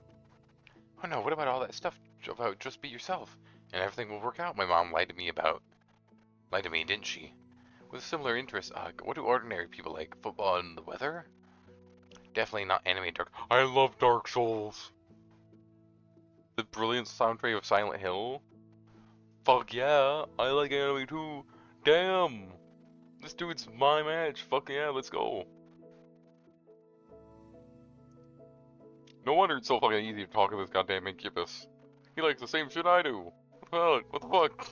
Alright, practice. The book says practice is the key to success. Victor lifts his gaze to me. Play along with me, please, just like we met. Beautiful mortal soul, I have appeared to you in half-dreams so many times, but I finally decided to find you in reality. I won't let you go so easily. Even though the words aren't the most elegant, there's something supernatural about them. I still begin to feel a pull. A shiver runs down my spine. Come on, you don't have to pretend to get close to someone and make friends. I'd still love to talk about Silent Hill soundtrack. I feel like this is a good place to save. I'm gonna go down my normal path. Victor's carefully crafted seduction of expression shatters into pieces. His eyes widen, he blinks several times, his gaze ignites with pure delight. You really want to talk about Akira Yamaoka's industrial soundscape? And how they create an all-encompassing sense of psychological horror that reflects the protagonist's inner turmoil? Hell yeah, I do. Oh, hang on. Because I mean, the use of trip-hop elements in Silent Hill 3 soundtrack criminally underrated criminally. Oh, I mean, yes, Mortal, your interest in such esoteric melodies is quite intriguing. I did. I found a bestie. I can just be friends with him. I can just be chill. Okay, idea.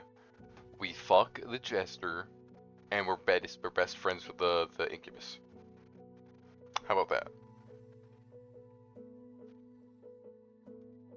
He chuckles softly.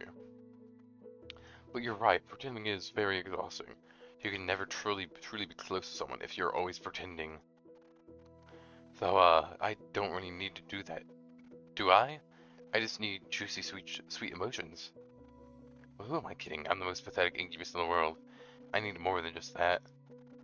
Help get Victor a baddie too. You know what? Yeah, deal. Victor, we're gonna get you a baddie.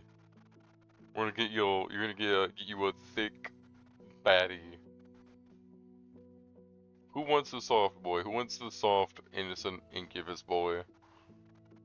We'll get you some. He's flipping through the treatises a bit longer before letting out a sigh. His stomach growled again. Seems like he could use an emotional snack. I think we're covered in all the important stuff. I suppose it's time to wrap things up. He starts to rise from the floor. Wait, how did it happen that no one explained anything to you? Even I had a briefing, a 2-minute one. I'll tell you, but promise you won't laugh. I promise. Relief washes over his face. Yes, wonderful. I accidentally sold my soul on the dark net. Damn. He holds a dramatic pause. Go on. Fuck, what an idiot I was. I dropped out of college back then because of constant stress. Moved into a tiny dump to barely left my apartment. I was scraping by with some freelance work. I talked, well, sometimes chatted with various anonymous folks on 4chan. People without names, gender, or ages. And then stumbled upon a stupid ad. What did I have to lose? Definitely not a demon. 7566 in the chat offered me a chance to escape loneliness. Later, after I turned into this creature, he told me he did it for laughs. Damn. He left no instructions, just wrote "get good" in the chat and deleted all the contacts. Damn. He was curious to see if I could handle it. His chance to escape loneliness turned out to be pulling me in an incredibly deadly situation. He lifts his eyes to me. This memory is a fresh wound for him. Before I can even respond, he jumps up from the floor. But I've already wasted enough of your time. Oh? He claps his way to the counter. Well, to be honest, I didn't really understand much. Those chapters are so strange. He lets out a quiet chuckle. But you know what? It was great. I haven't had this much fun in a while. I think I even ate properly. Finally, positive energy. I mean, thanks for the lunch. I'm not sure if I need to pay for that too, but I'll leave some money just in case. His tail twitches awkwardly. I haven't really interacted with people since college. Kills my will to live. Felt strange not to feel like such an idiot around someone. Thank you very much. He tosses some money into the jar, takes a deep breath, and adds, and maybe someday we could, well, hang out together. Not as a lesson, just play silly games like friends. Yeah, totally, bro. Why not as friends? We could make it a date. Wiggle eye, bro. You know, fuck it. Let ball. A date? He still starts wagging wildly, knocking over 3 bags of chips, a can of soda, and a bottle of Gloomy D. I'm in. Of course, I'm ready. He struggles to rein in the flow of enthusiasm, takes a frantic breath. See you then. Goodbye, bye, Akuma. Good luck with your shift. It was nice to meet you. Let's go. Gas station returned to silence, broken only by the hum of refrigerators and my own 2 loud thoughts. So a crazy god, a vampire thug, and a shy incubus walk into a gas station. Sounds like the start of a really bad joke. My life is now a joke. Just great. Just wanted to pay my bills. I didn't sign up for interdimensional quarrels and therapy sessions for the undead. But on the other hand, I wasn't eaten. I wasn't turned into a piece of furniture like a giant disgruntled computer tower was working inside. The clock on the wall indicated it was into my shift. With a heavy sigh of relief, I began closing up the place. Finally, I walked to the front door, inserted the key into the lock, and was about to turn it when suddenly... Organism! Slumber! Raccoon! Raccoon, are you here? Bob's here! Raccoon, you need to see Bob. It's important. I need to make sure Raccoon is here to see Bob.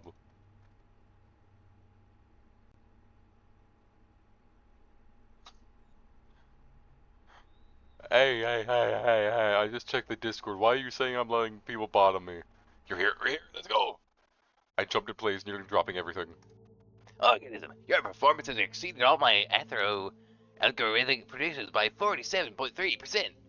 You're not just an organism, you're an efficient, flawless machine for generating currency. I'm feeling an emotion your kind describes as managerial pride. Hopefully it shows him. It's dark right now. If you keep up the good work, the possibility of receiving a 25-cent bonus will become not just hypothetical, but quite real. Go, organism. Restore your energy resources in return for further exploitation. What a relief. He vanished as suddenly as he appeared, leaving nothing but ringing silence. No, we didn't get to see him. Hang on. I stood for a few seconds processing what I heard. Then I slowly turned the key on the lock. Hang on, let me save here. And let me just go back and show Bob.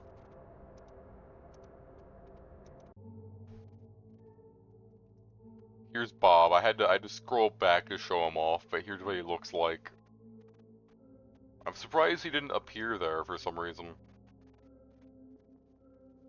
But there's our boss. Many tentacles. He sloshes on the floor.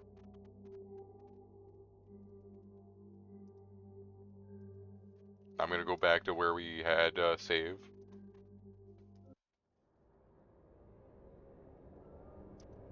Click. First shift completed. I survived. Now I can do anything. Hentai, huh? Maybe. And now I can do anything, which means...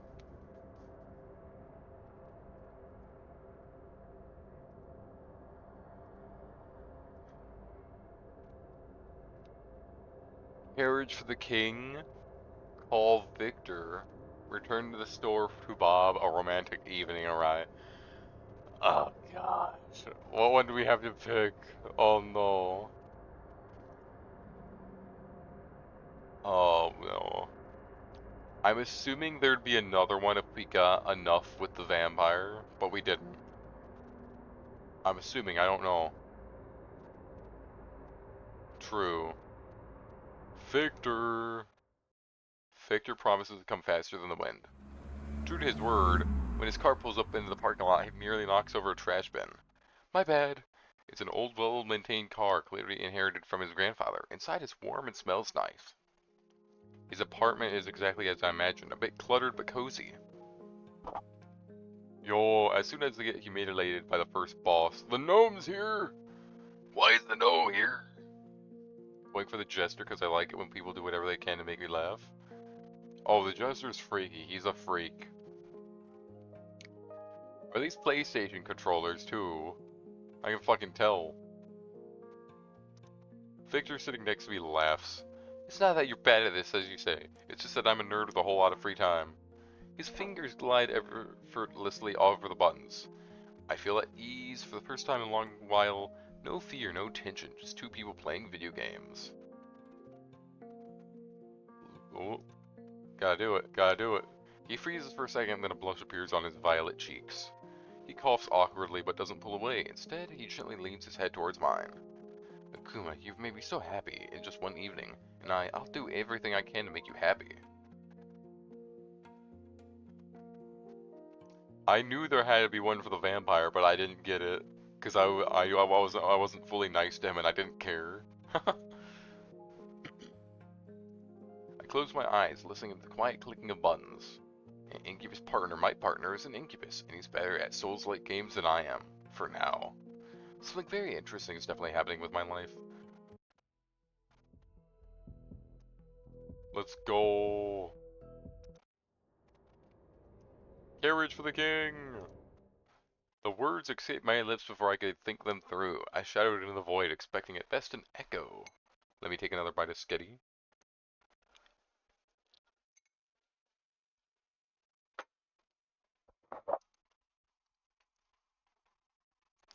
But the void answered.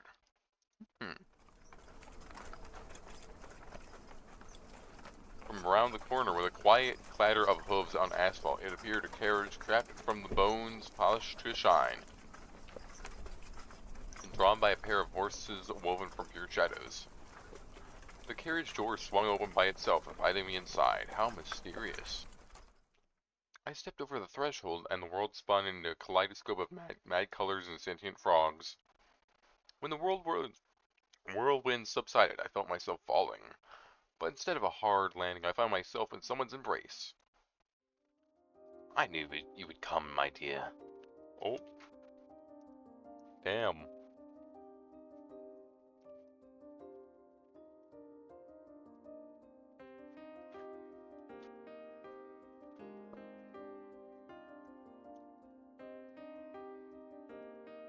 Raccoon, what are we thinking? Damn, we even got fancy clothes too. Irian's voice was velvety and shy. I looked down and realized that my t-shirt and jeans has been replaced by some elegant attire. How old-fashioned of him. The kingdom missed you so much. Every crooked spire of this castle longed for your silhouette. Every mad courier whispered your name, hoping you would return and bring even more chaos to our usual chaos. He looked into my eyes, and his gaze was a mix of madness, adoration, and the promise of the most unpredictable eternity. Everything. I will give you everything. How about a pet? I can bring you the most beautiful griffin. Or better yet, two, so they won't be bored when I take you for rides around our lands. If one moon bores you, we'll have three. Or I could get you a few garden gnomes and I'm getting ahead of myself. Let it be a surprise. This is the Jester. True.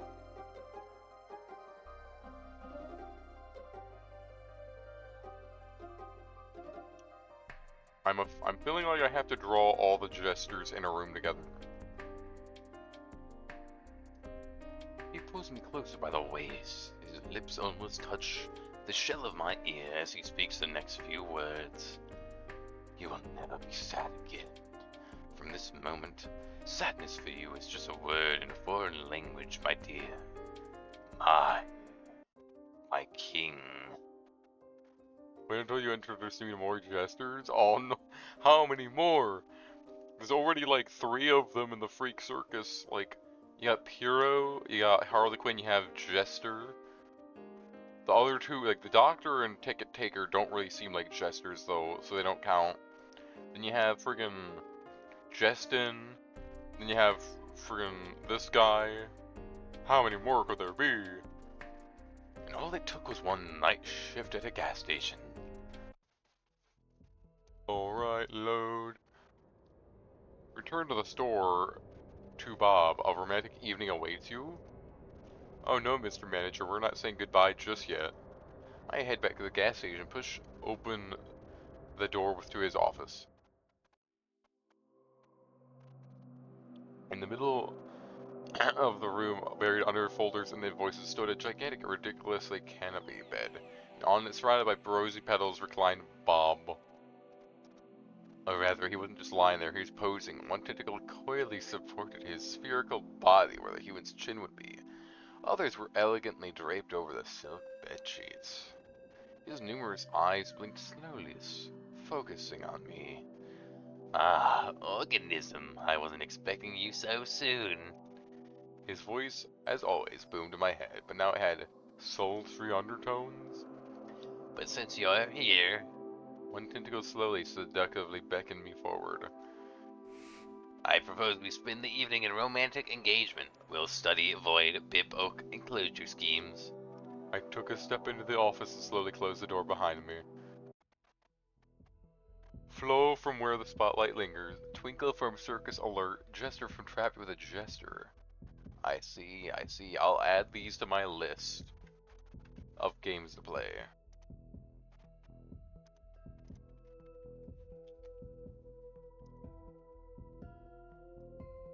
We have one more ending, I believe, which is the... I don't know if I'd want to go back and deal with the vampire one. We probably could just to get it all done, just to have them all done. But you know. Return home. No, I've had enough adventures for one day. The bus arrived and surprised me quickly. I climbed into the half-empty cabin and collapsed onto a seat by the window. Outside, the waking city rolled by, ordinary people heading to ordinary jobs, none of them selling discount rot or fending off vampires. My pigsty retreat never felt so homely cozy. The familiar creak of floorboards, the smell of dust and cheap coffee, all seemed heaven sent. I didn't even bother with dinner, just shrugged off my clothes and fell into my bed. Soft, familiar, free of tentacles and ectoplasm. No monsters, no threats, just silence. And pleasant nightmare dreams.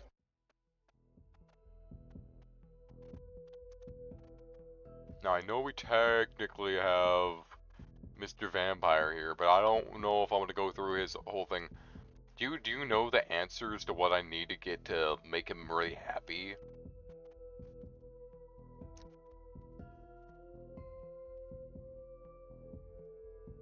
Like, I don't know if I should just like run through it real quick or something.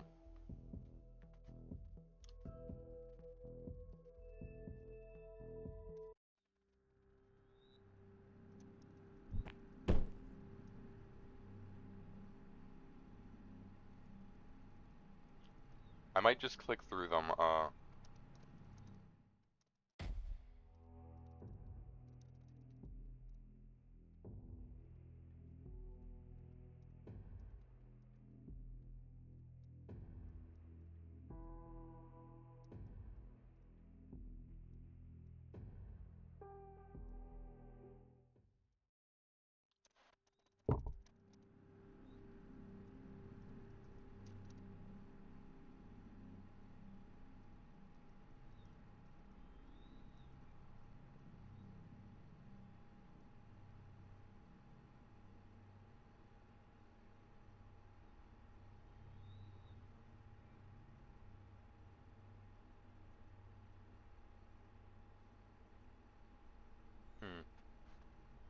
go back. Oh, how far?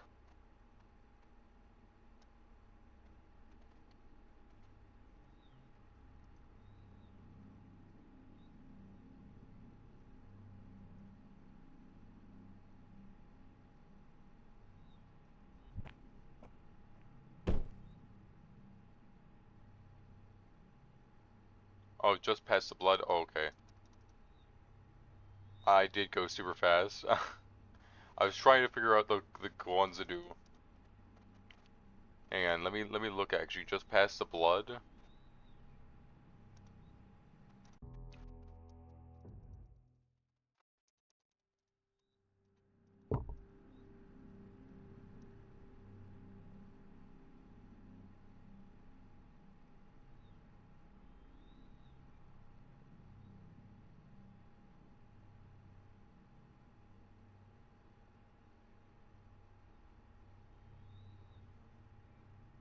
Right here, I assume.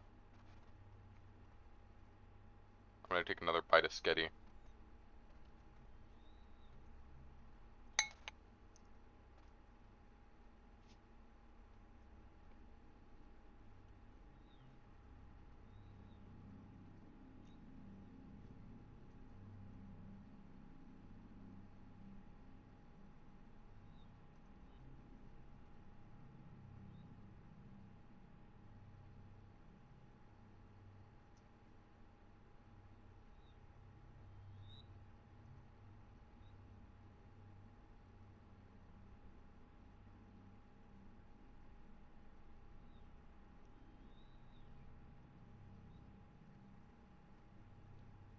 Okay, I got this.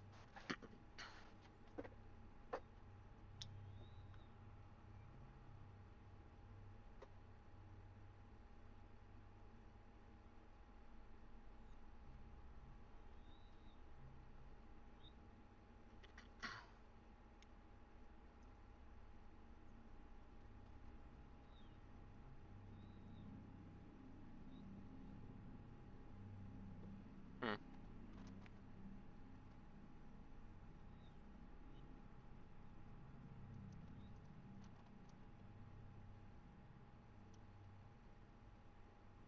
Name no kidney have points.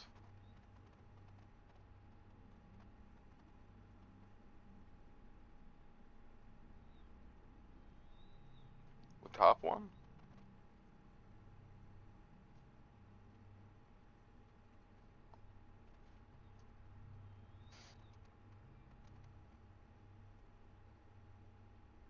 Oh, okay.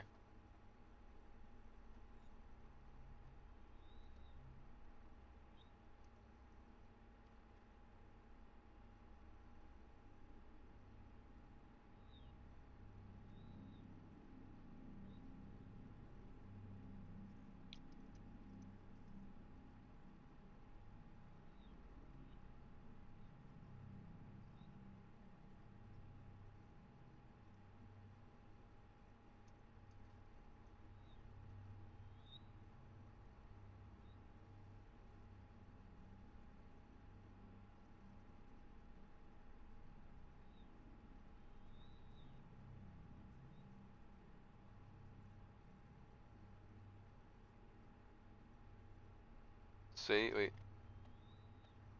Oh, not for sale, alright.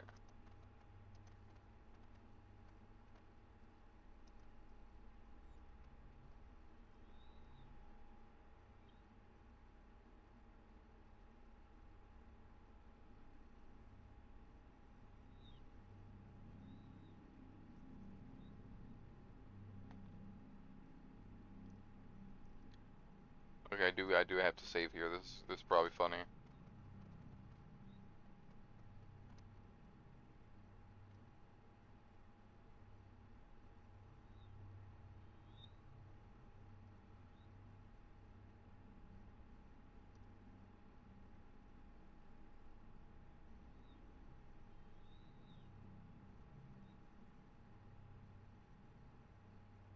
Hmm.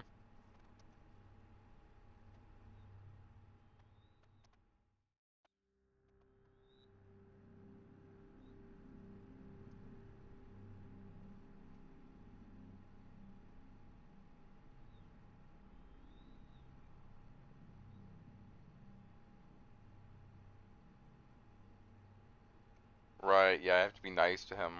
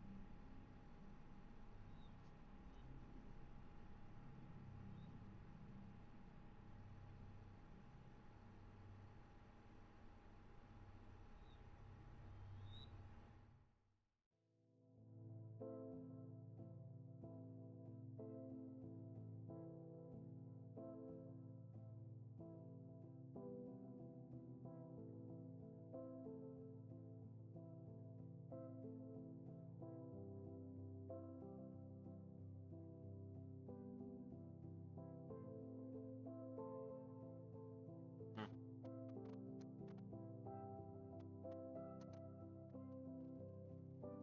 Yeah, not a zombie, I remember that. I am moving it a bit quickly, but that's just because I want to get to the end of that. Yeah, true.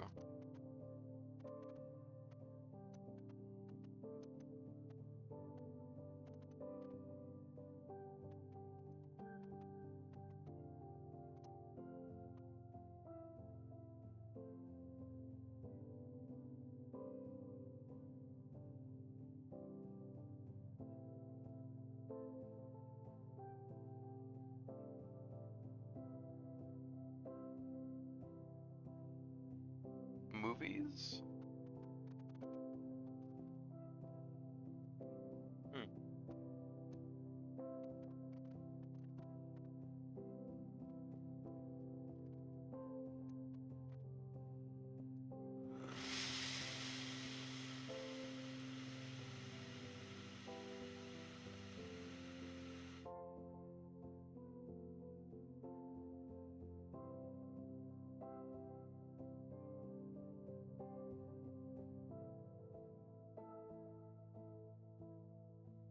Anvo? Hey, welcome back from the gym. We are rubbing down a shirtless vampire. We saw the other endings, this is the only ending I didn't get. Yeah, we're speed running it because what night, what battles? Think of yearning against a bunch of dirty werewolves for territory on the outskirts. Tore my pants, had to take a new pair of a junkie, damn.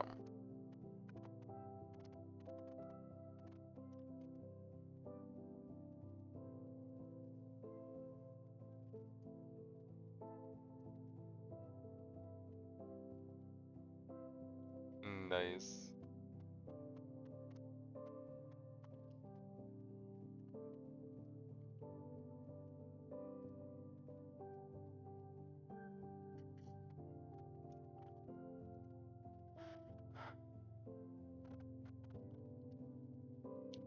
Lie, truth. Hmm. Tell the truth and be horny? Damn, what bet?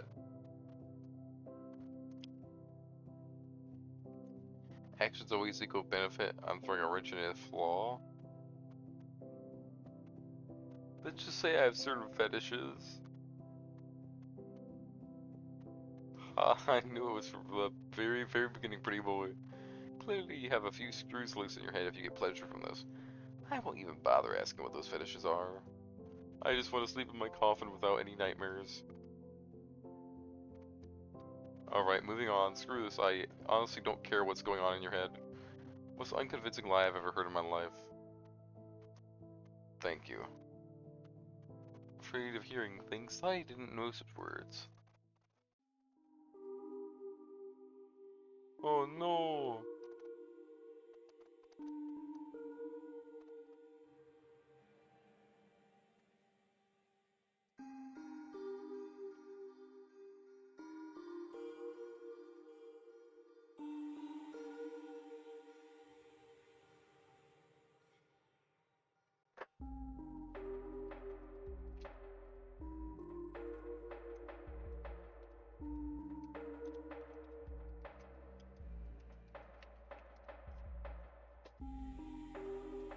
Alright, break while I eat my spaghetti for you guys to get out of ads.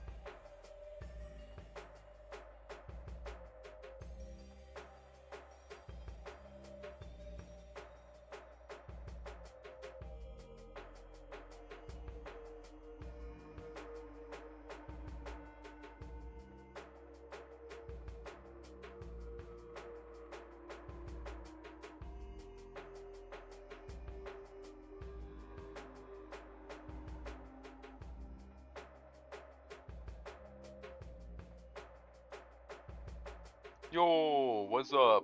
Welcome in the chat.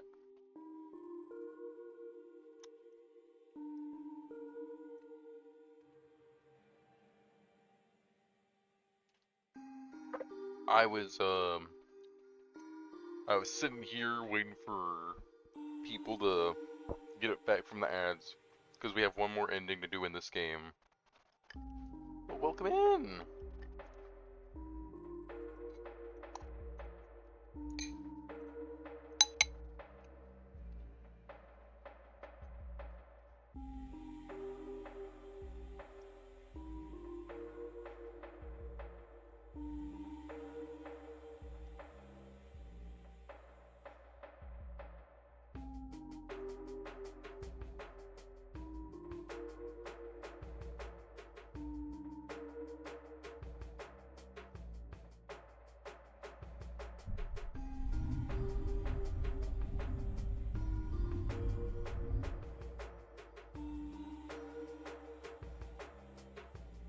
So I don't know. Do I have to listen to all these again? A tier sub. Damn. Raccoon out where you're paying people. Okay, yeah, right. Drawing. I'll speed through it.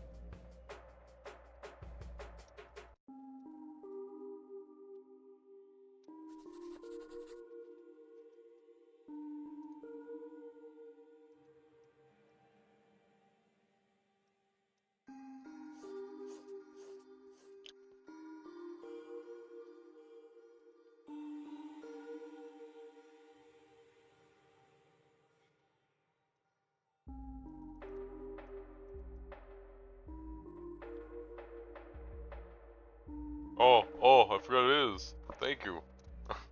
I forget about that so easily because I don't glance over to the left side unless I'm looking at chat.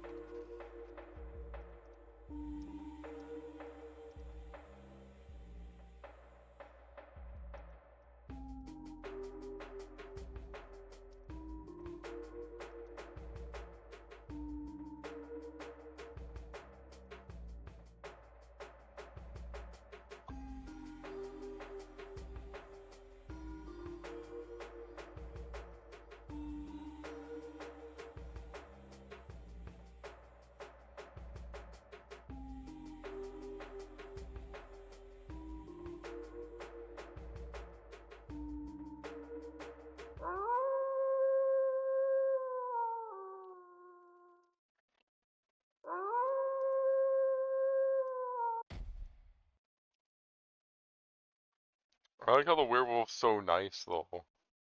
Just also huge too, Jesus.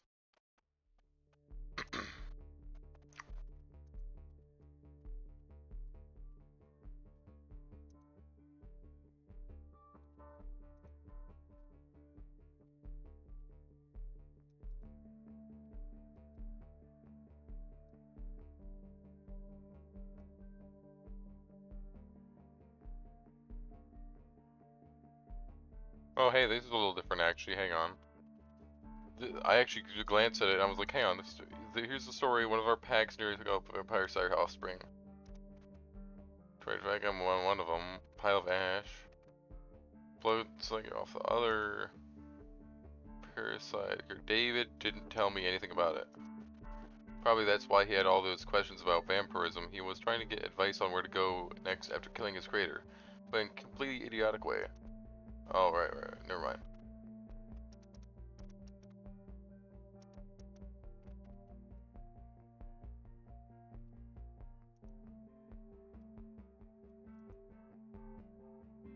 Don't give him away. I'm not gonna blackmail him. He's my bastard. Haven't seen anything, sir. Quiet, peaceful night.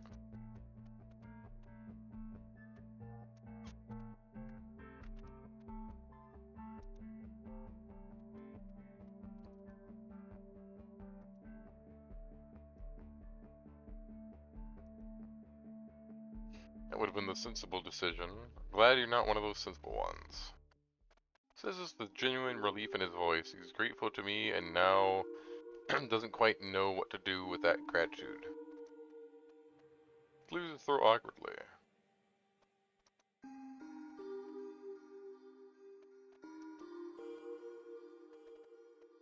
Hmm. Oh, okay, hang on. Last thing, I guess, for him. This didn't happen when we blackmailed him into paying us. Enslave humanity or one neighbor in the city. So many things, books, learn to play the saxophone. Decay and rot, nothing would change. Yeah, that makes sense. Entertainment, new experience, the world is full of wonders when your mortal altars open to you. Still waters run deep and all that. Pity the road of adventure led you to a stinking gas station. Maybe you're right. Maybe the world isn't limited to this lousy town. He says this quietly, almost to himself, looking out the window at the dark, empty highway. As if he's just remembered there's something beyond this cage of alleyways, ganglands, showdowns. Here, for future adventures. Pulls a crumpled piece of paper out of his pocket, scribbles a number on it, leaves it on the table. Oh. His hand covers mine, pressing it to the table. His skin feels cold, rough from the barely visible scars, blisters, grave-like show. Oh. Slight tingling of static electricity. Call me if you need a ride from work. I got a couple ideas for what we can do before dawn. See you. Huh. Nice. Someone with obsessed with ass-related threats. Surprising his hands are quite skilled. I bet they are. I also have a date invitation from a guy who wanted to make me his dinner half an hour ago. Don't even know what's worse, this or the offer to go home in bone carriage. There's something tells me that if I accept, I might not return home at all.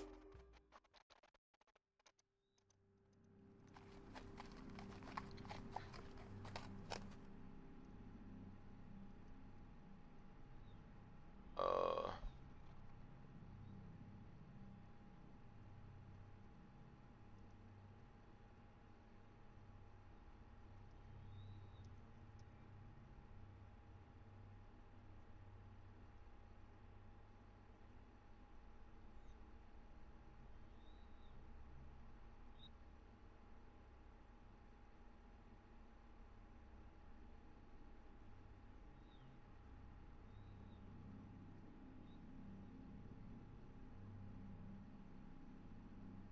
Alright, I gotta speed run through this. Oh.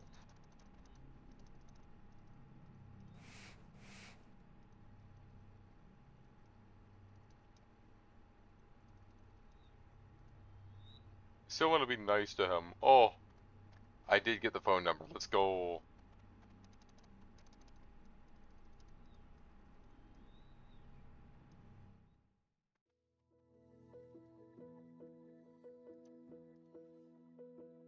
What are you curious about?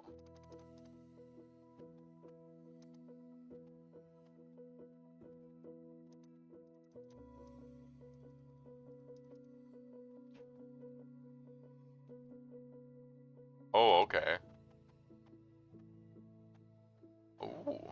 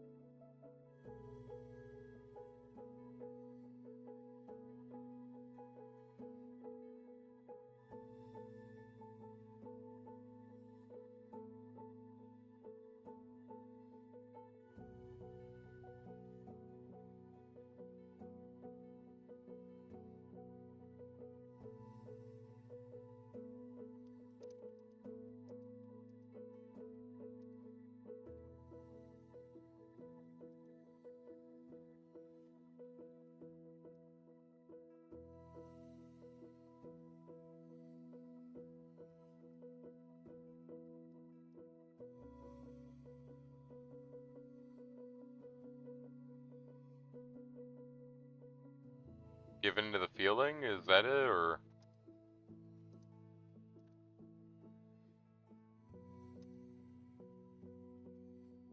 he moves closer, his movements suddenly becoming smooth and eerily graceful. The words this creature now speaks bypass my mind and penetrate into some primal parts of my brain. Play along, part of me realizes this isn't entirely a game. I'm a mortal being and he's a demon from hell who came for my wretched soul. I know this is dangerous, mortal, that it's wrong, it's forbidden fruit, but doesn't that make it all the sweeter? Oh no, the last remnants of reason are me protest. Oh yes, everything else replies. Oh yes. I leaned into him with my whole body, eager to hear the last forbidden, incredibly sensual. Oh damn it, my leg just cramped. The resonant hum abruptly cuts off. We're back in the little gas station. So I couldn't hold that seductive pose for more than 10 minutes, but it seemed like we were doing pretty well, right? Hmm,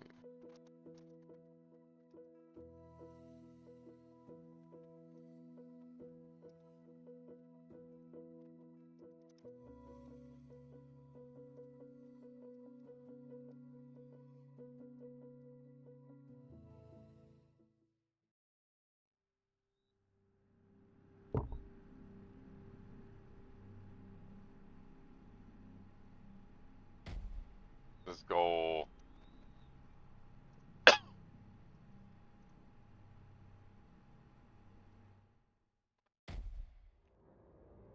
Victor. Wait, hang on. Now we have the actual final bit.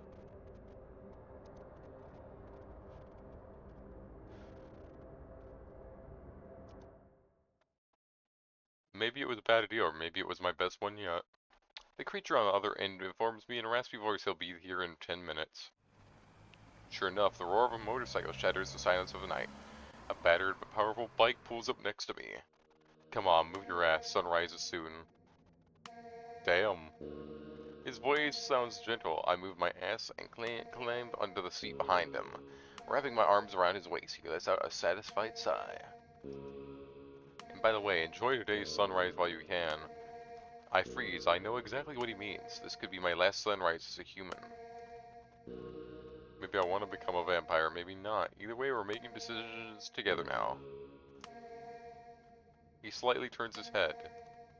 The surprise in his eyes is replaced by a brief glimmer of respect. He looks like me like a tamed wolf, like an equal.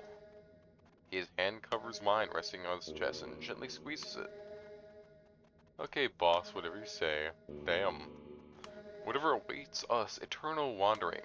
Arguments over who cleans the blood off the dishes today, and the necessity of pretending to be our own descendants will face it together.